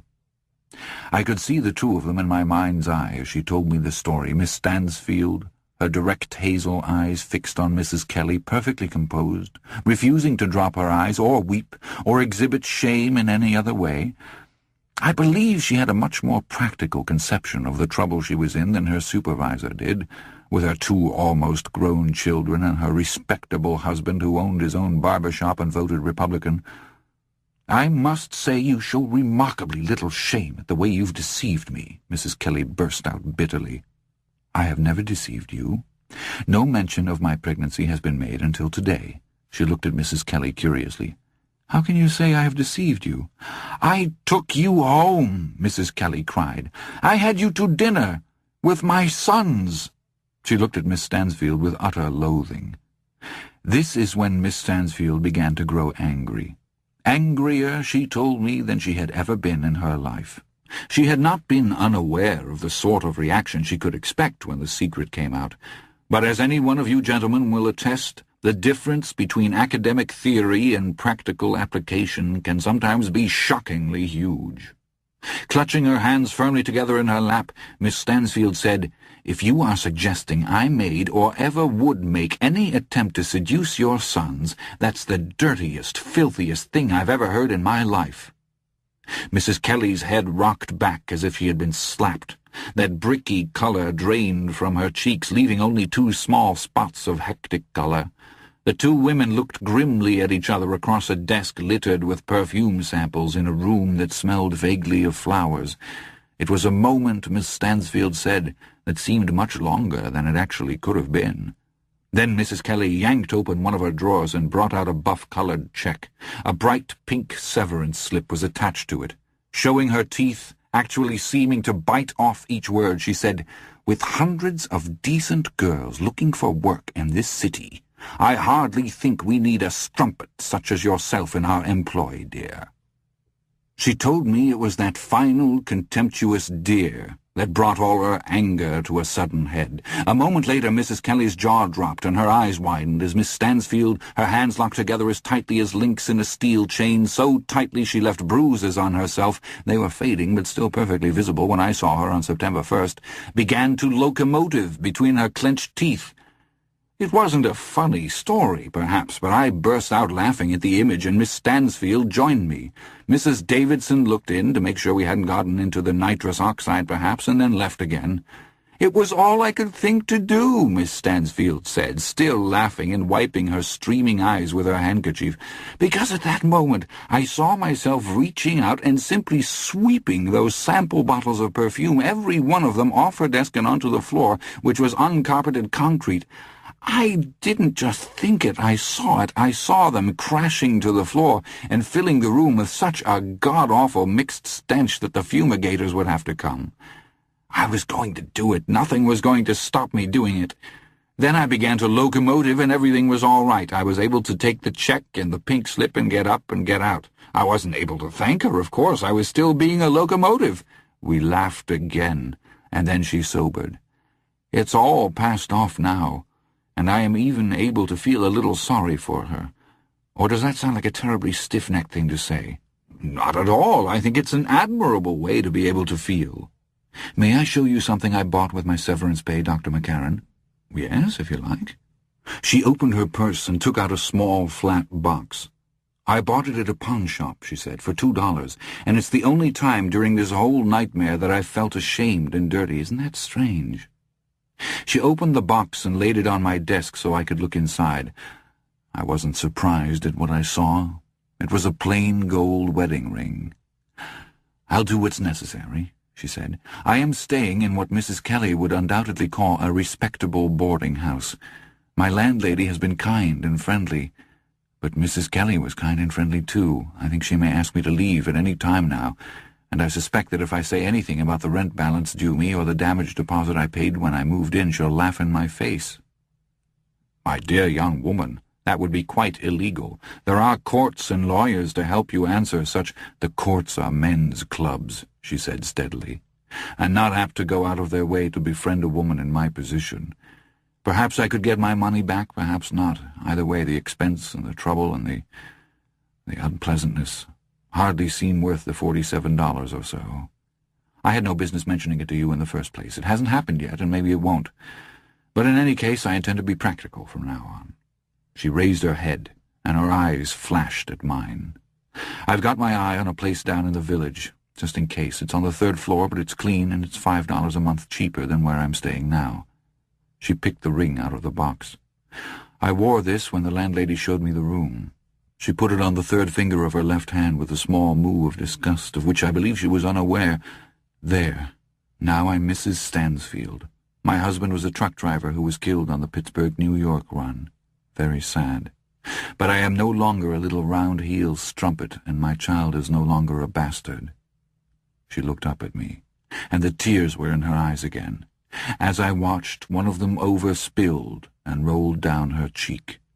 "Please," I said, distressed, and reached across the desk to take her hand. It was very, very cold. "Don't, my dear." She turned her hand, it was the left, over in my hand, and looked at the ring. She smiled, and that smile was as bitter as gall and vinegar, gentlemen. Another tear fell, just that one. When I hear cynics say that the days of magic and miracles are all behind us, Dr. McCarran, I'll know they're deluded, won't I? When you can buy a ring in a pawn shop for $2, and that ring will instantly erase both bastardy and licentiousness, what else could you call that but magic? Cheap magic. Miss Stansfield. Sandra, if I may, if you need help, if there's anything I can do—" She drew her hand away from me. "If I had taken her right hand instead of her left, perhaps she would not have done. I did not love her, I've told you, but in that moment I could have loved her. I was on the verge of falling in love with her.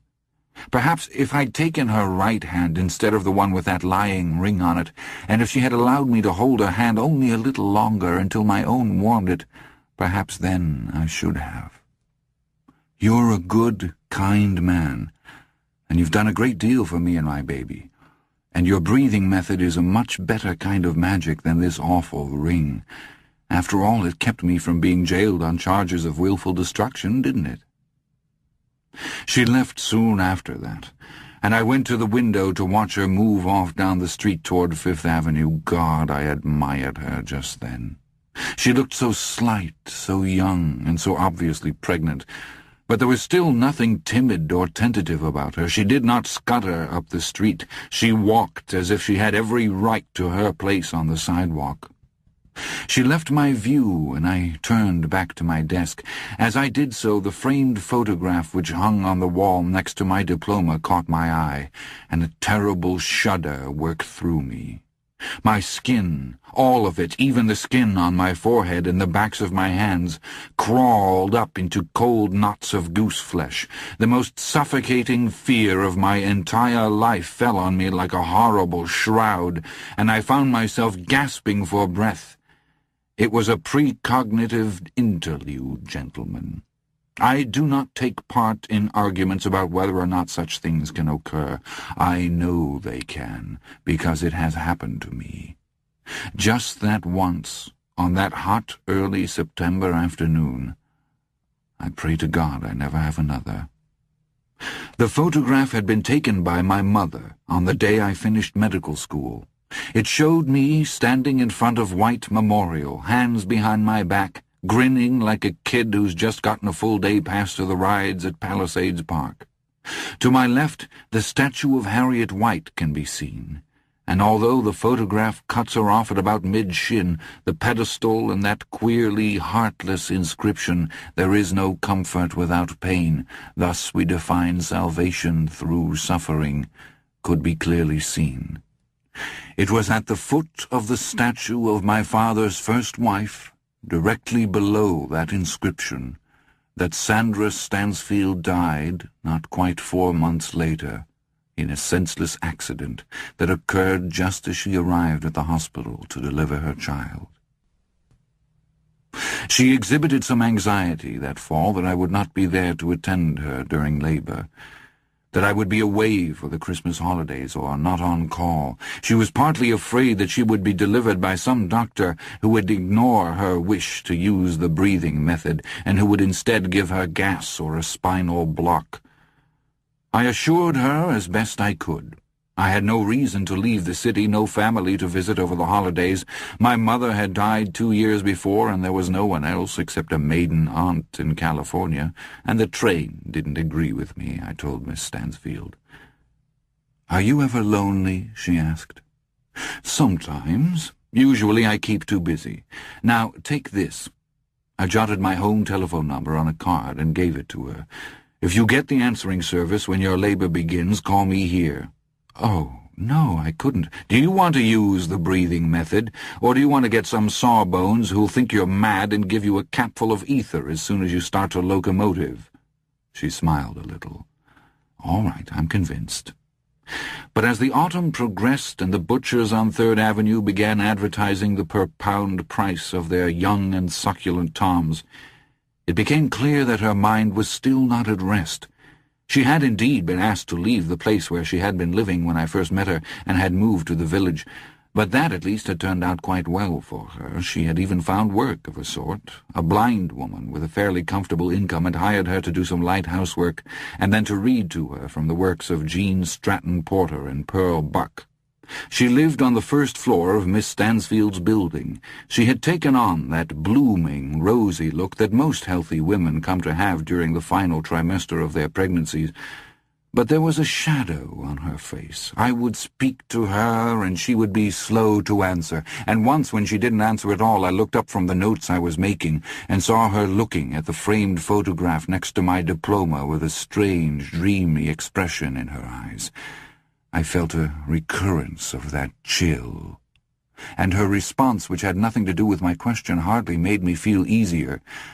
"I have a feeling, Dr. McCarran, sometimes quite a strong feeling, that I am doomed."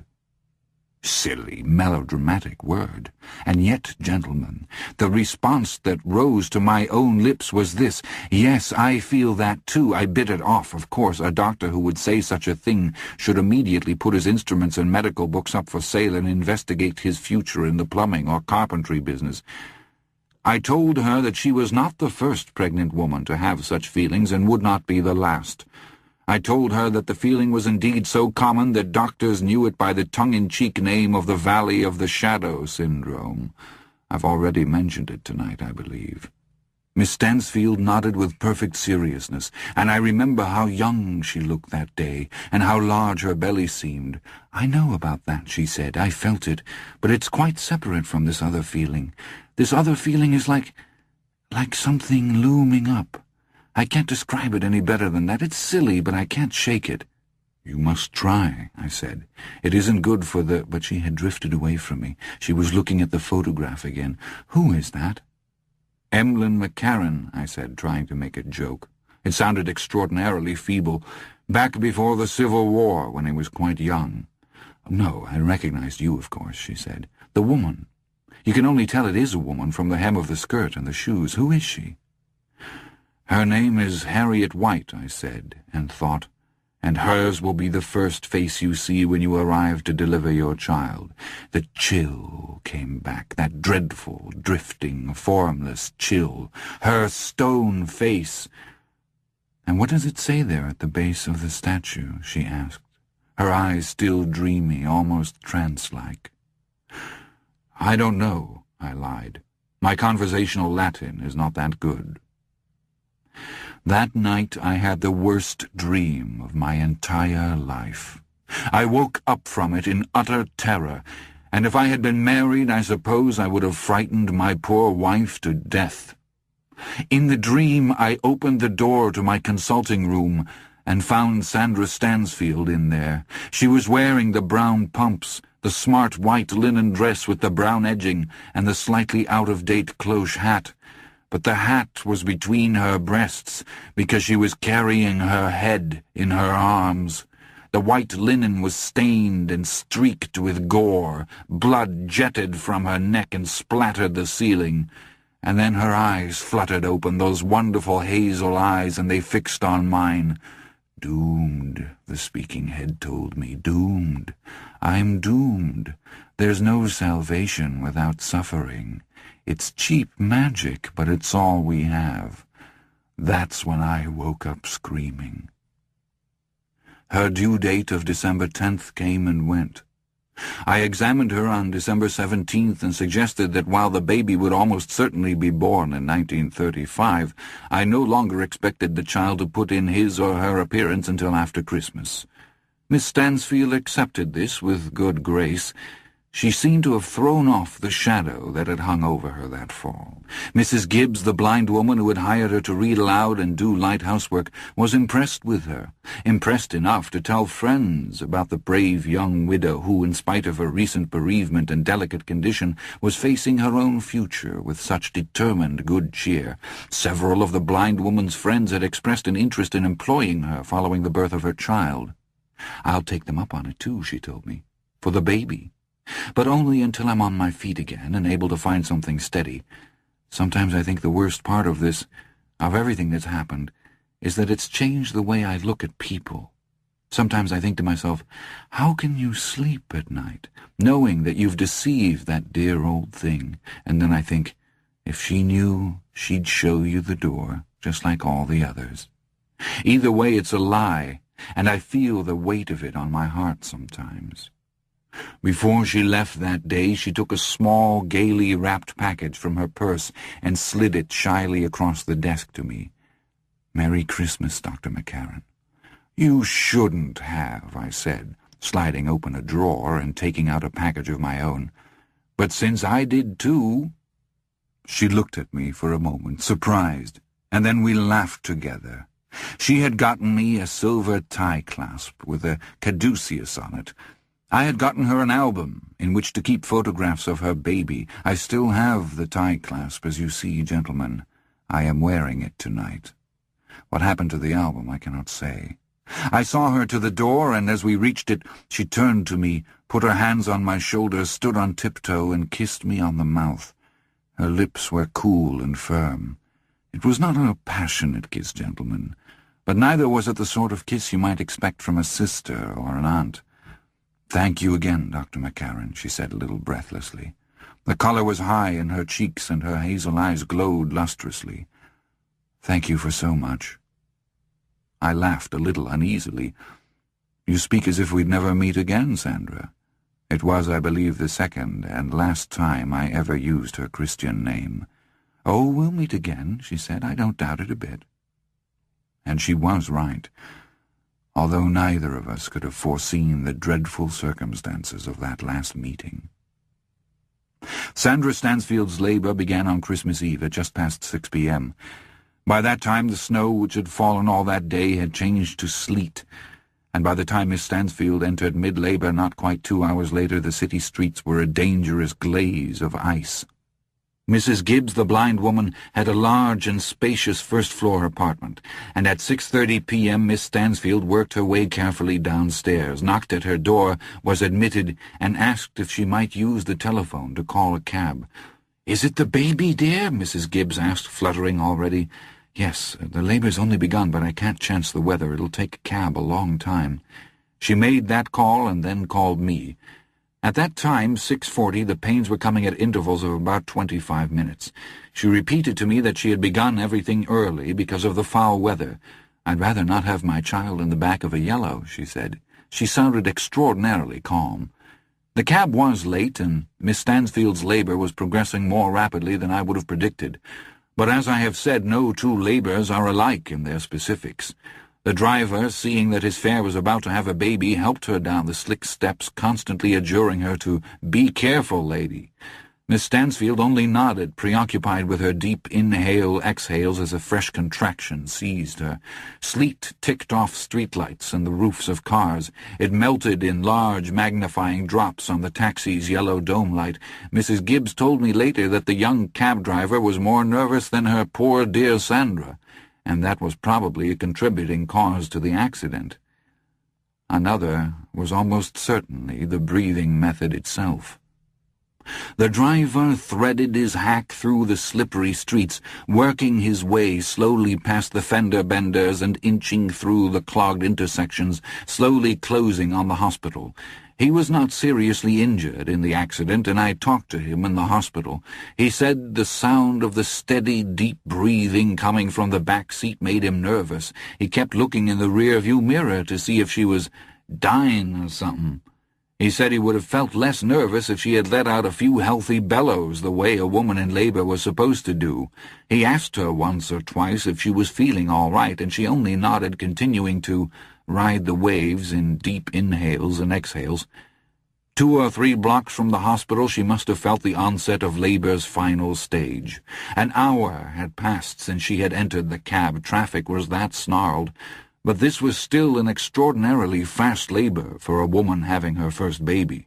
The driver noticed the change in the way she was breathing. "She started panting like a dog on a hot day, Doc," he told me. She had begun to locomotive. At almost the same time, the cabby saw a hole open in the crawling traffic and shot through it. The way to White Memorial was now open. It was less than 3 blocks ahead. "I could see the statue of that broad," he said. Eager to be rid of his panting, pregnant passenger, he stepped down on the gas again, and the cab leaped forward, wheels spinning over the ice with little or no traction. I had walked to the hospital, and my arrival coincided with the cab's arrival only because I had underestimated just how bad driving conditions had become. I believed I would find her upstairs, a legally admitted patient, with all her papers signed, her prep completed, working her way steadily through her mid-labor. I was mounting the steps when I saw the sudden sharp convergence of 2 sets of headlights reflected from the patch of ice where the janitors hadn't yet spread cinders. I turned just in time to see it happen. An ambulance was nosing its way out of the emergency wing rampway as Miss Stansfield's cab came toward the hospital. The cab was simply going too fast to stop. The cabbie panicked and stamped down on the brake pedal rather than pumping it. The cab slid, then began to turn broadside. The pulsing dome light of the ambulance threw moving stripes and blotches of blood-colored light over the scene, and freakishly one of these illuminated the face of Sandra Stansfield. For that one moment it was the face in my dream, the same bloody, open-eyed face that I had seen on her severed head.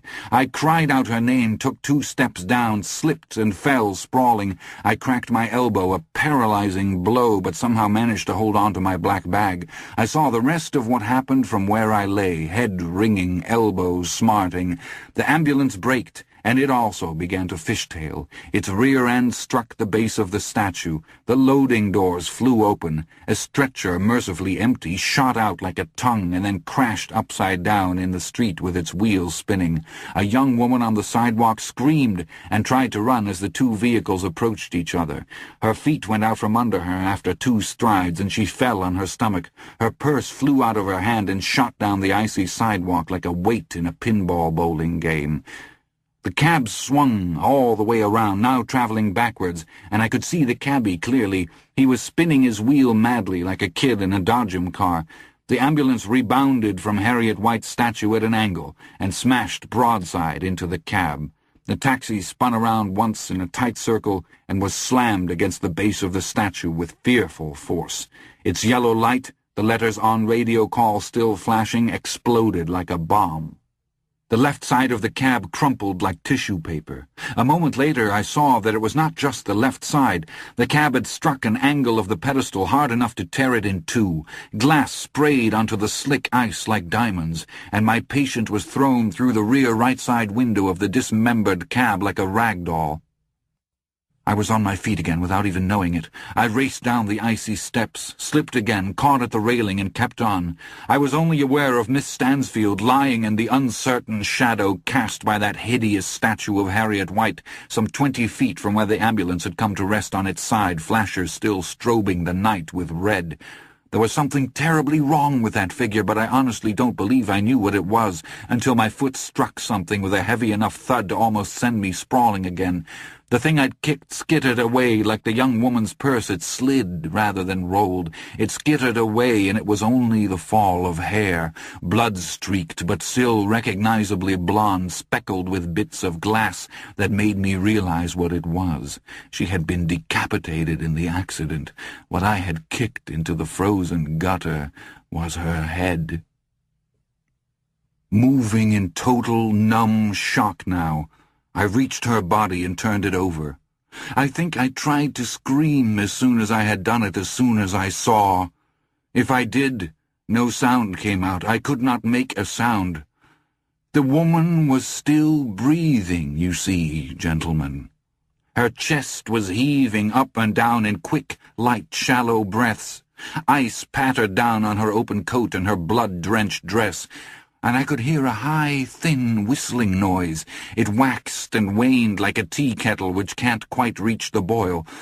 It was the air being pulled into her severed windpipe and then exhaled again, little screams of air through the crude reed of vocal cords which no longer had a mouth to shape their sounds. I wanted to run, but I had no strength. I fell on my knees beside her on the ice, one hand cupped to my mouth. A moment later I was aware of fresh blood seeping through the lower part of her dress, and of movement there. I became suddenly frenziedly convinced that there was still a chance to save the baby. I believe that as I yanked her dress up to her waist, I began laughing. I believe I was mad. Her body was still warm. I remember that. I remember the way it heaved with her breathing. One of the ambulance attendants came up, weaving like a drunk, one hand clapped to the side of his head. Blood trickled through his fingers. I was still laughing, still groping. My hands had found her fully dilated. The attendant stared down at Sandra Stansfield's headless body with wide eyes. I don't know if he realized the corpse was still breathing or not. Perhaps he thought it was merely a thing of the nerves, a kind of final reflex action. If he did think such a thing, he could not have been driving an ambulance long. Chickens may walk around for a while with their heads cut off, but people only twitch once or twice, if that. "Stop staring at her and get me a blanket," I snapped at him. He wandered away, but not back toward the ambulance. He was pointed more or less towards Times Square. He simply walked off into the sleety night. I have no idea what became of him. I turned back to the dead woman, who was somehow not dead, hesitated a moment, and then stripped off my overcoat. Then I lifted her hip so I could get it under her. Still I heard that whistle of breath as her headless body did locomotive breathing. I sometimes hear it still, gentlemen, in my dreams. Please understand that all of this had happened in an extremely short time. It seemed longer to me, but only because my perceptions had been heightened to a feverish pitch. People were only beginning to run out of the hospital to see what had happened, and behind me a woman shrieked as she saw the severed head lying by the edge of the street. I yanked open my black bag, thanking God I hadn't lost it in my fall, and pulled out a short scalpel. I opened it, cut through her underwear, and pulled it off. Now the ambulance driver approached. He came to within 15 feet of us and then stopped dead. I glanced over at him, still wanting that blanket. I wasn't going to get it from him, I saw. He was staring down at the breathing body, his eyes widening until it seemed they must slip from their orbits and simply dangle from their optic nerves like grotesque seeing yo-yos. Then he dropped to his knees and raised his clasped hands. He meant to pray, I'm quite sure of that. The attendant might not have known he was seeing an impossibility, but this fellow did. The next moment he had fainted dead away. I had packed forceps in my bag that night. I don't know why.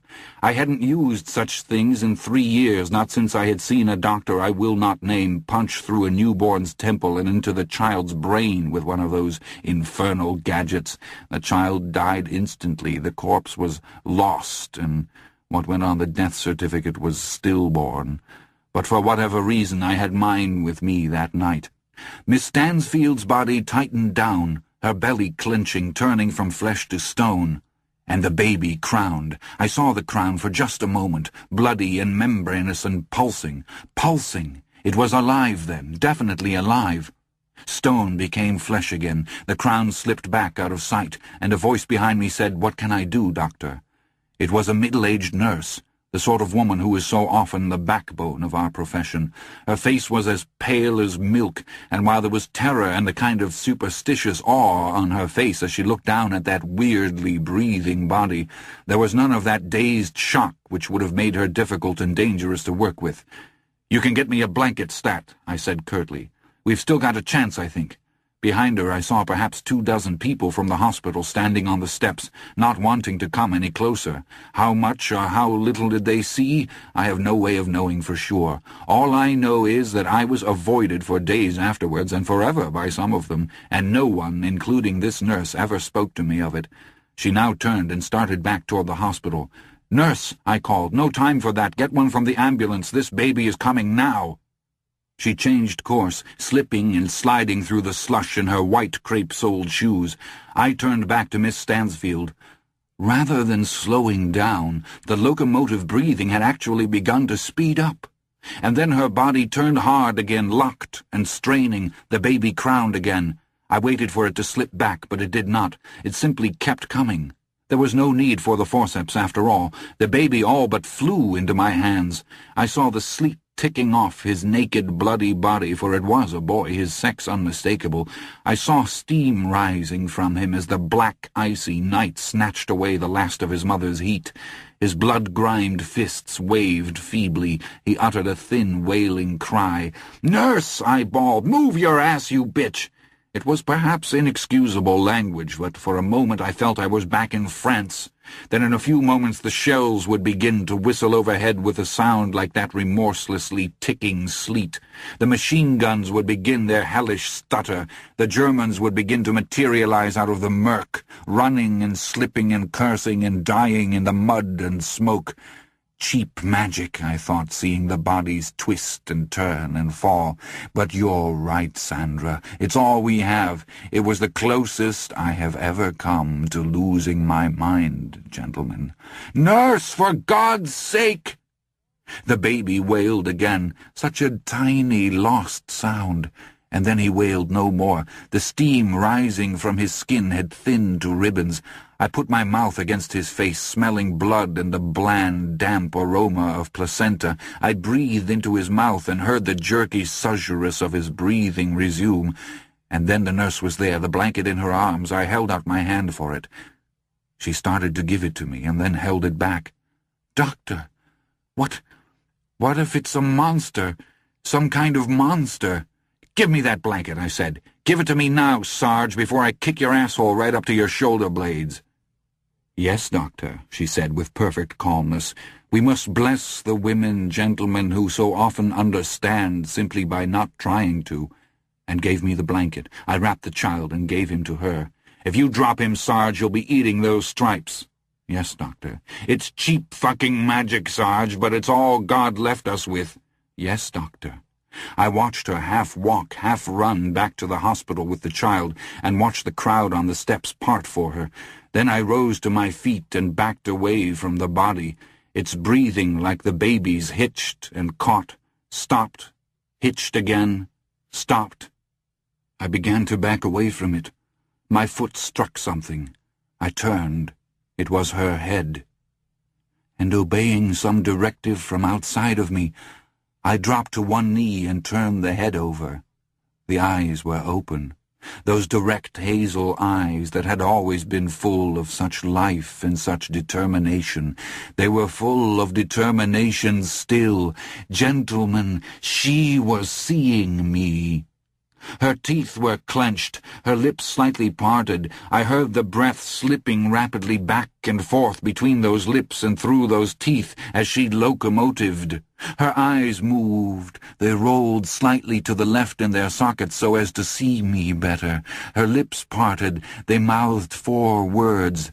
"Thank you, Dr. McCarran," and I heard them, gentlemen, but not from her mouth. They came from 20 feet away, from her vocal cords. And because her tongue and lips and teeth, all of which we use to shape our words, were here, they came out only in unformed modulations of sound.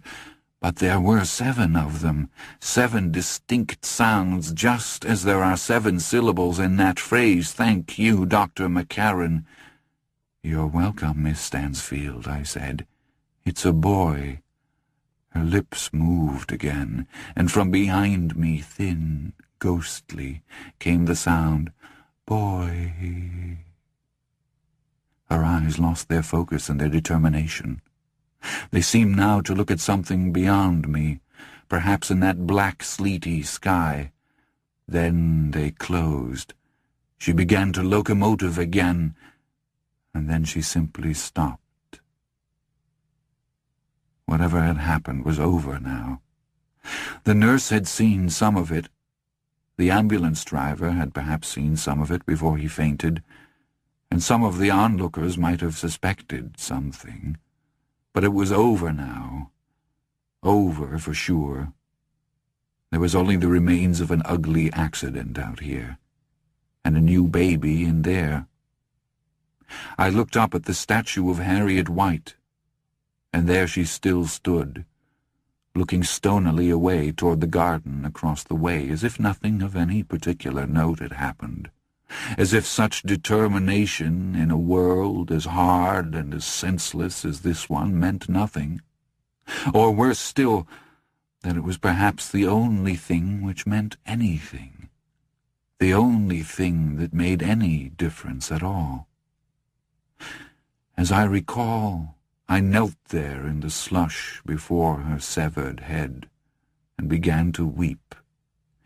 As I recall, I was still weeping when an intern and 2 nurses helped me to my feet and inside.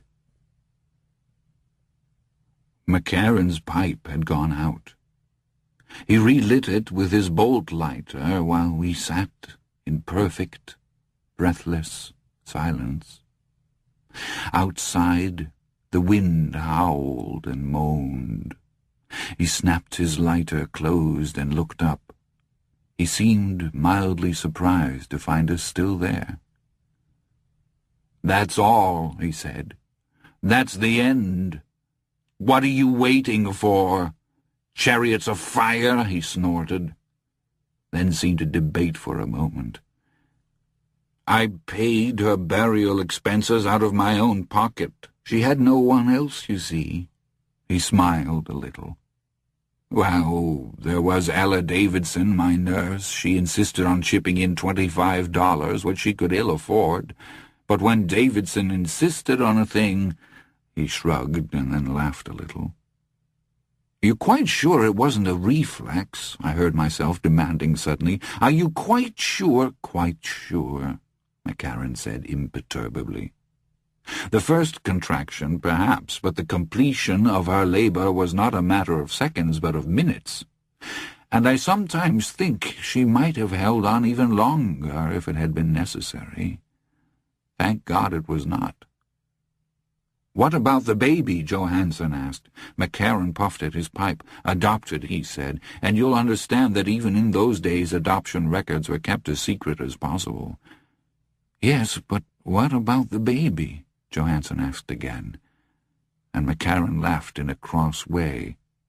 You never let go of a thing, do you? He asked Johansen. Johansen shook his head. Some people have learned it to their sorrow. What about the baby?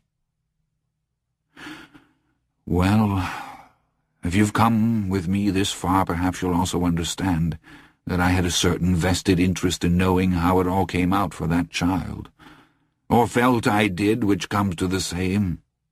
I did keep track, and I still do. There was a young man and his wife. Their name was not Harrison, but that is close enough. They lived in Maine. They could have no children of their own. They adopted the child and named him... Well, John's good enough, isn't it? John will do you fellows, won't it? He puffed at his pipe, but it had gone out again. I was faintly aware of Stevens hovering behind me and knew that somewhere our coats would be at the ready. Soon we would slip back into them and back into our lives. As McCarran had said, the tales were done for another year. The child I delivered that night is now head of the English department at one of the 2 or 3 most respected private colleges in the country, McCarran said. He's not 45 yet, a young man. It's early for him, but the day may well come when he will be president of that school. I shouldn't doubt it a bit. He is handsome, intelligent, and charming. Once, on a pretext, I was able to dine with him in the private faculty club. We were 4 that evening. I said little, and so was able to watch him. He has his mother's determination, gentlemen, and his mother's hazel eyes.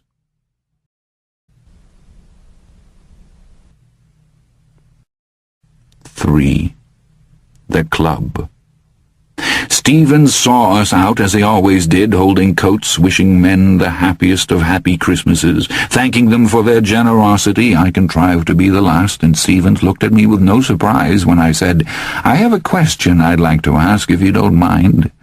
He smiled a little. I suppose you should, he said. Christmas is a fine time for questions. Somewhere down the hallway, to our left, a hall I had never been down, a grandfather clock ticked sonorously, the sound of the age passing away. I could smell old leather and oiled wood, and much more faintly than either of these, the smell of Stevens's aftershave.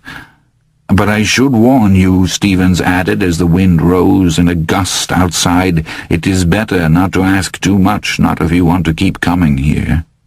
People have been closed out for asking too much. Closed out was not really the phrase I wanted, but it was as close as I could come. No, Stevens said, his voice as low and polite as ever. They simply choose to stay away. I returned his gaze, feeling a chill prickle its way up my back. It was as if a large, cold, invisible hand had been laid on my spine. I found myself remembering that strangely liquid thump I had heard upstairs one night, and wondered, as I had more than once before, exactly how many rooms there really were here. If you still have a question, Mr. Hadley, perhaps you'd better ask it. The evening's almost over, and you have a long train ride ahead of you, I asked. But Stevens only looked at me impassively. "All right," I said. "There are books in this library that I can't find anywhere else, not in the New York Public Library, not in the catalogues of any of the antiquarian book dealers I've checked with, and certainly not in books in print. The billiard table in the small room is a Nord. I'd never heard of such a brand, and so I called the International Trademark Commission. They have two Nords. One makes cross-country skis, and the other makes wooden kitchen accessories. There's a seafront jukebox in the long room. The ITC has a Seaberg listed, but no seafront." "What is your question, Mr. Adley?" His voice was as mild as ever, but there was something terrible in his eyes suddenly. No, if I am to be truthful, it was not just in his eyes. The terror I felt had infused the atmosphere all around me. The steady talk from down the left-hand hall was no longer the pendulum of a grandfather clock. It was the tapping foot of the executioner as he watches the condemned led to the scaffold. The smells of oil and leather turned bitter and menacing, and when the wind rose in another wild whoop, I felt momentarily sure that the front door would blow open, revealing not 35th Street, but an insane Clark Ashton Smith landscape where the bitter shapes of twisted trees stood silhouetted on a sterile horizon below which double suns were setting in a gruesome red glare. Oh, he knew what I had meant to ask. I saw it in his grey eyes. "Where do all these things come from?" I had meant to ask. "Oh, I know well enough where you come from, Stevens. That accent isn't Dimension X, it's pure Brooklyn. But where do you go? What has put that timeless look in your eyes and stamped it on your face? And Stevens, where are we right this second?" But he was waiting for my question. I opened my mouth, and the question that came out was, "Are there many more rooms upstairs?" "Oh, yes, sir," he said, his eyes never leaving mine. "A great many. A man could become lost. In fact, men have become lost.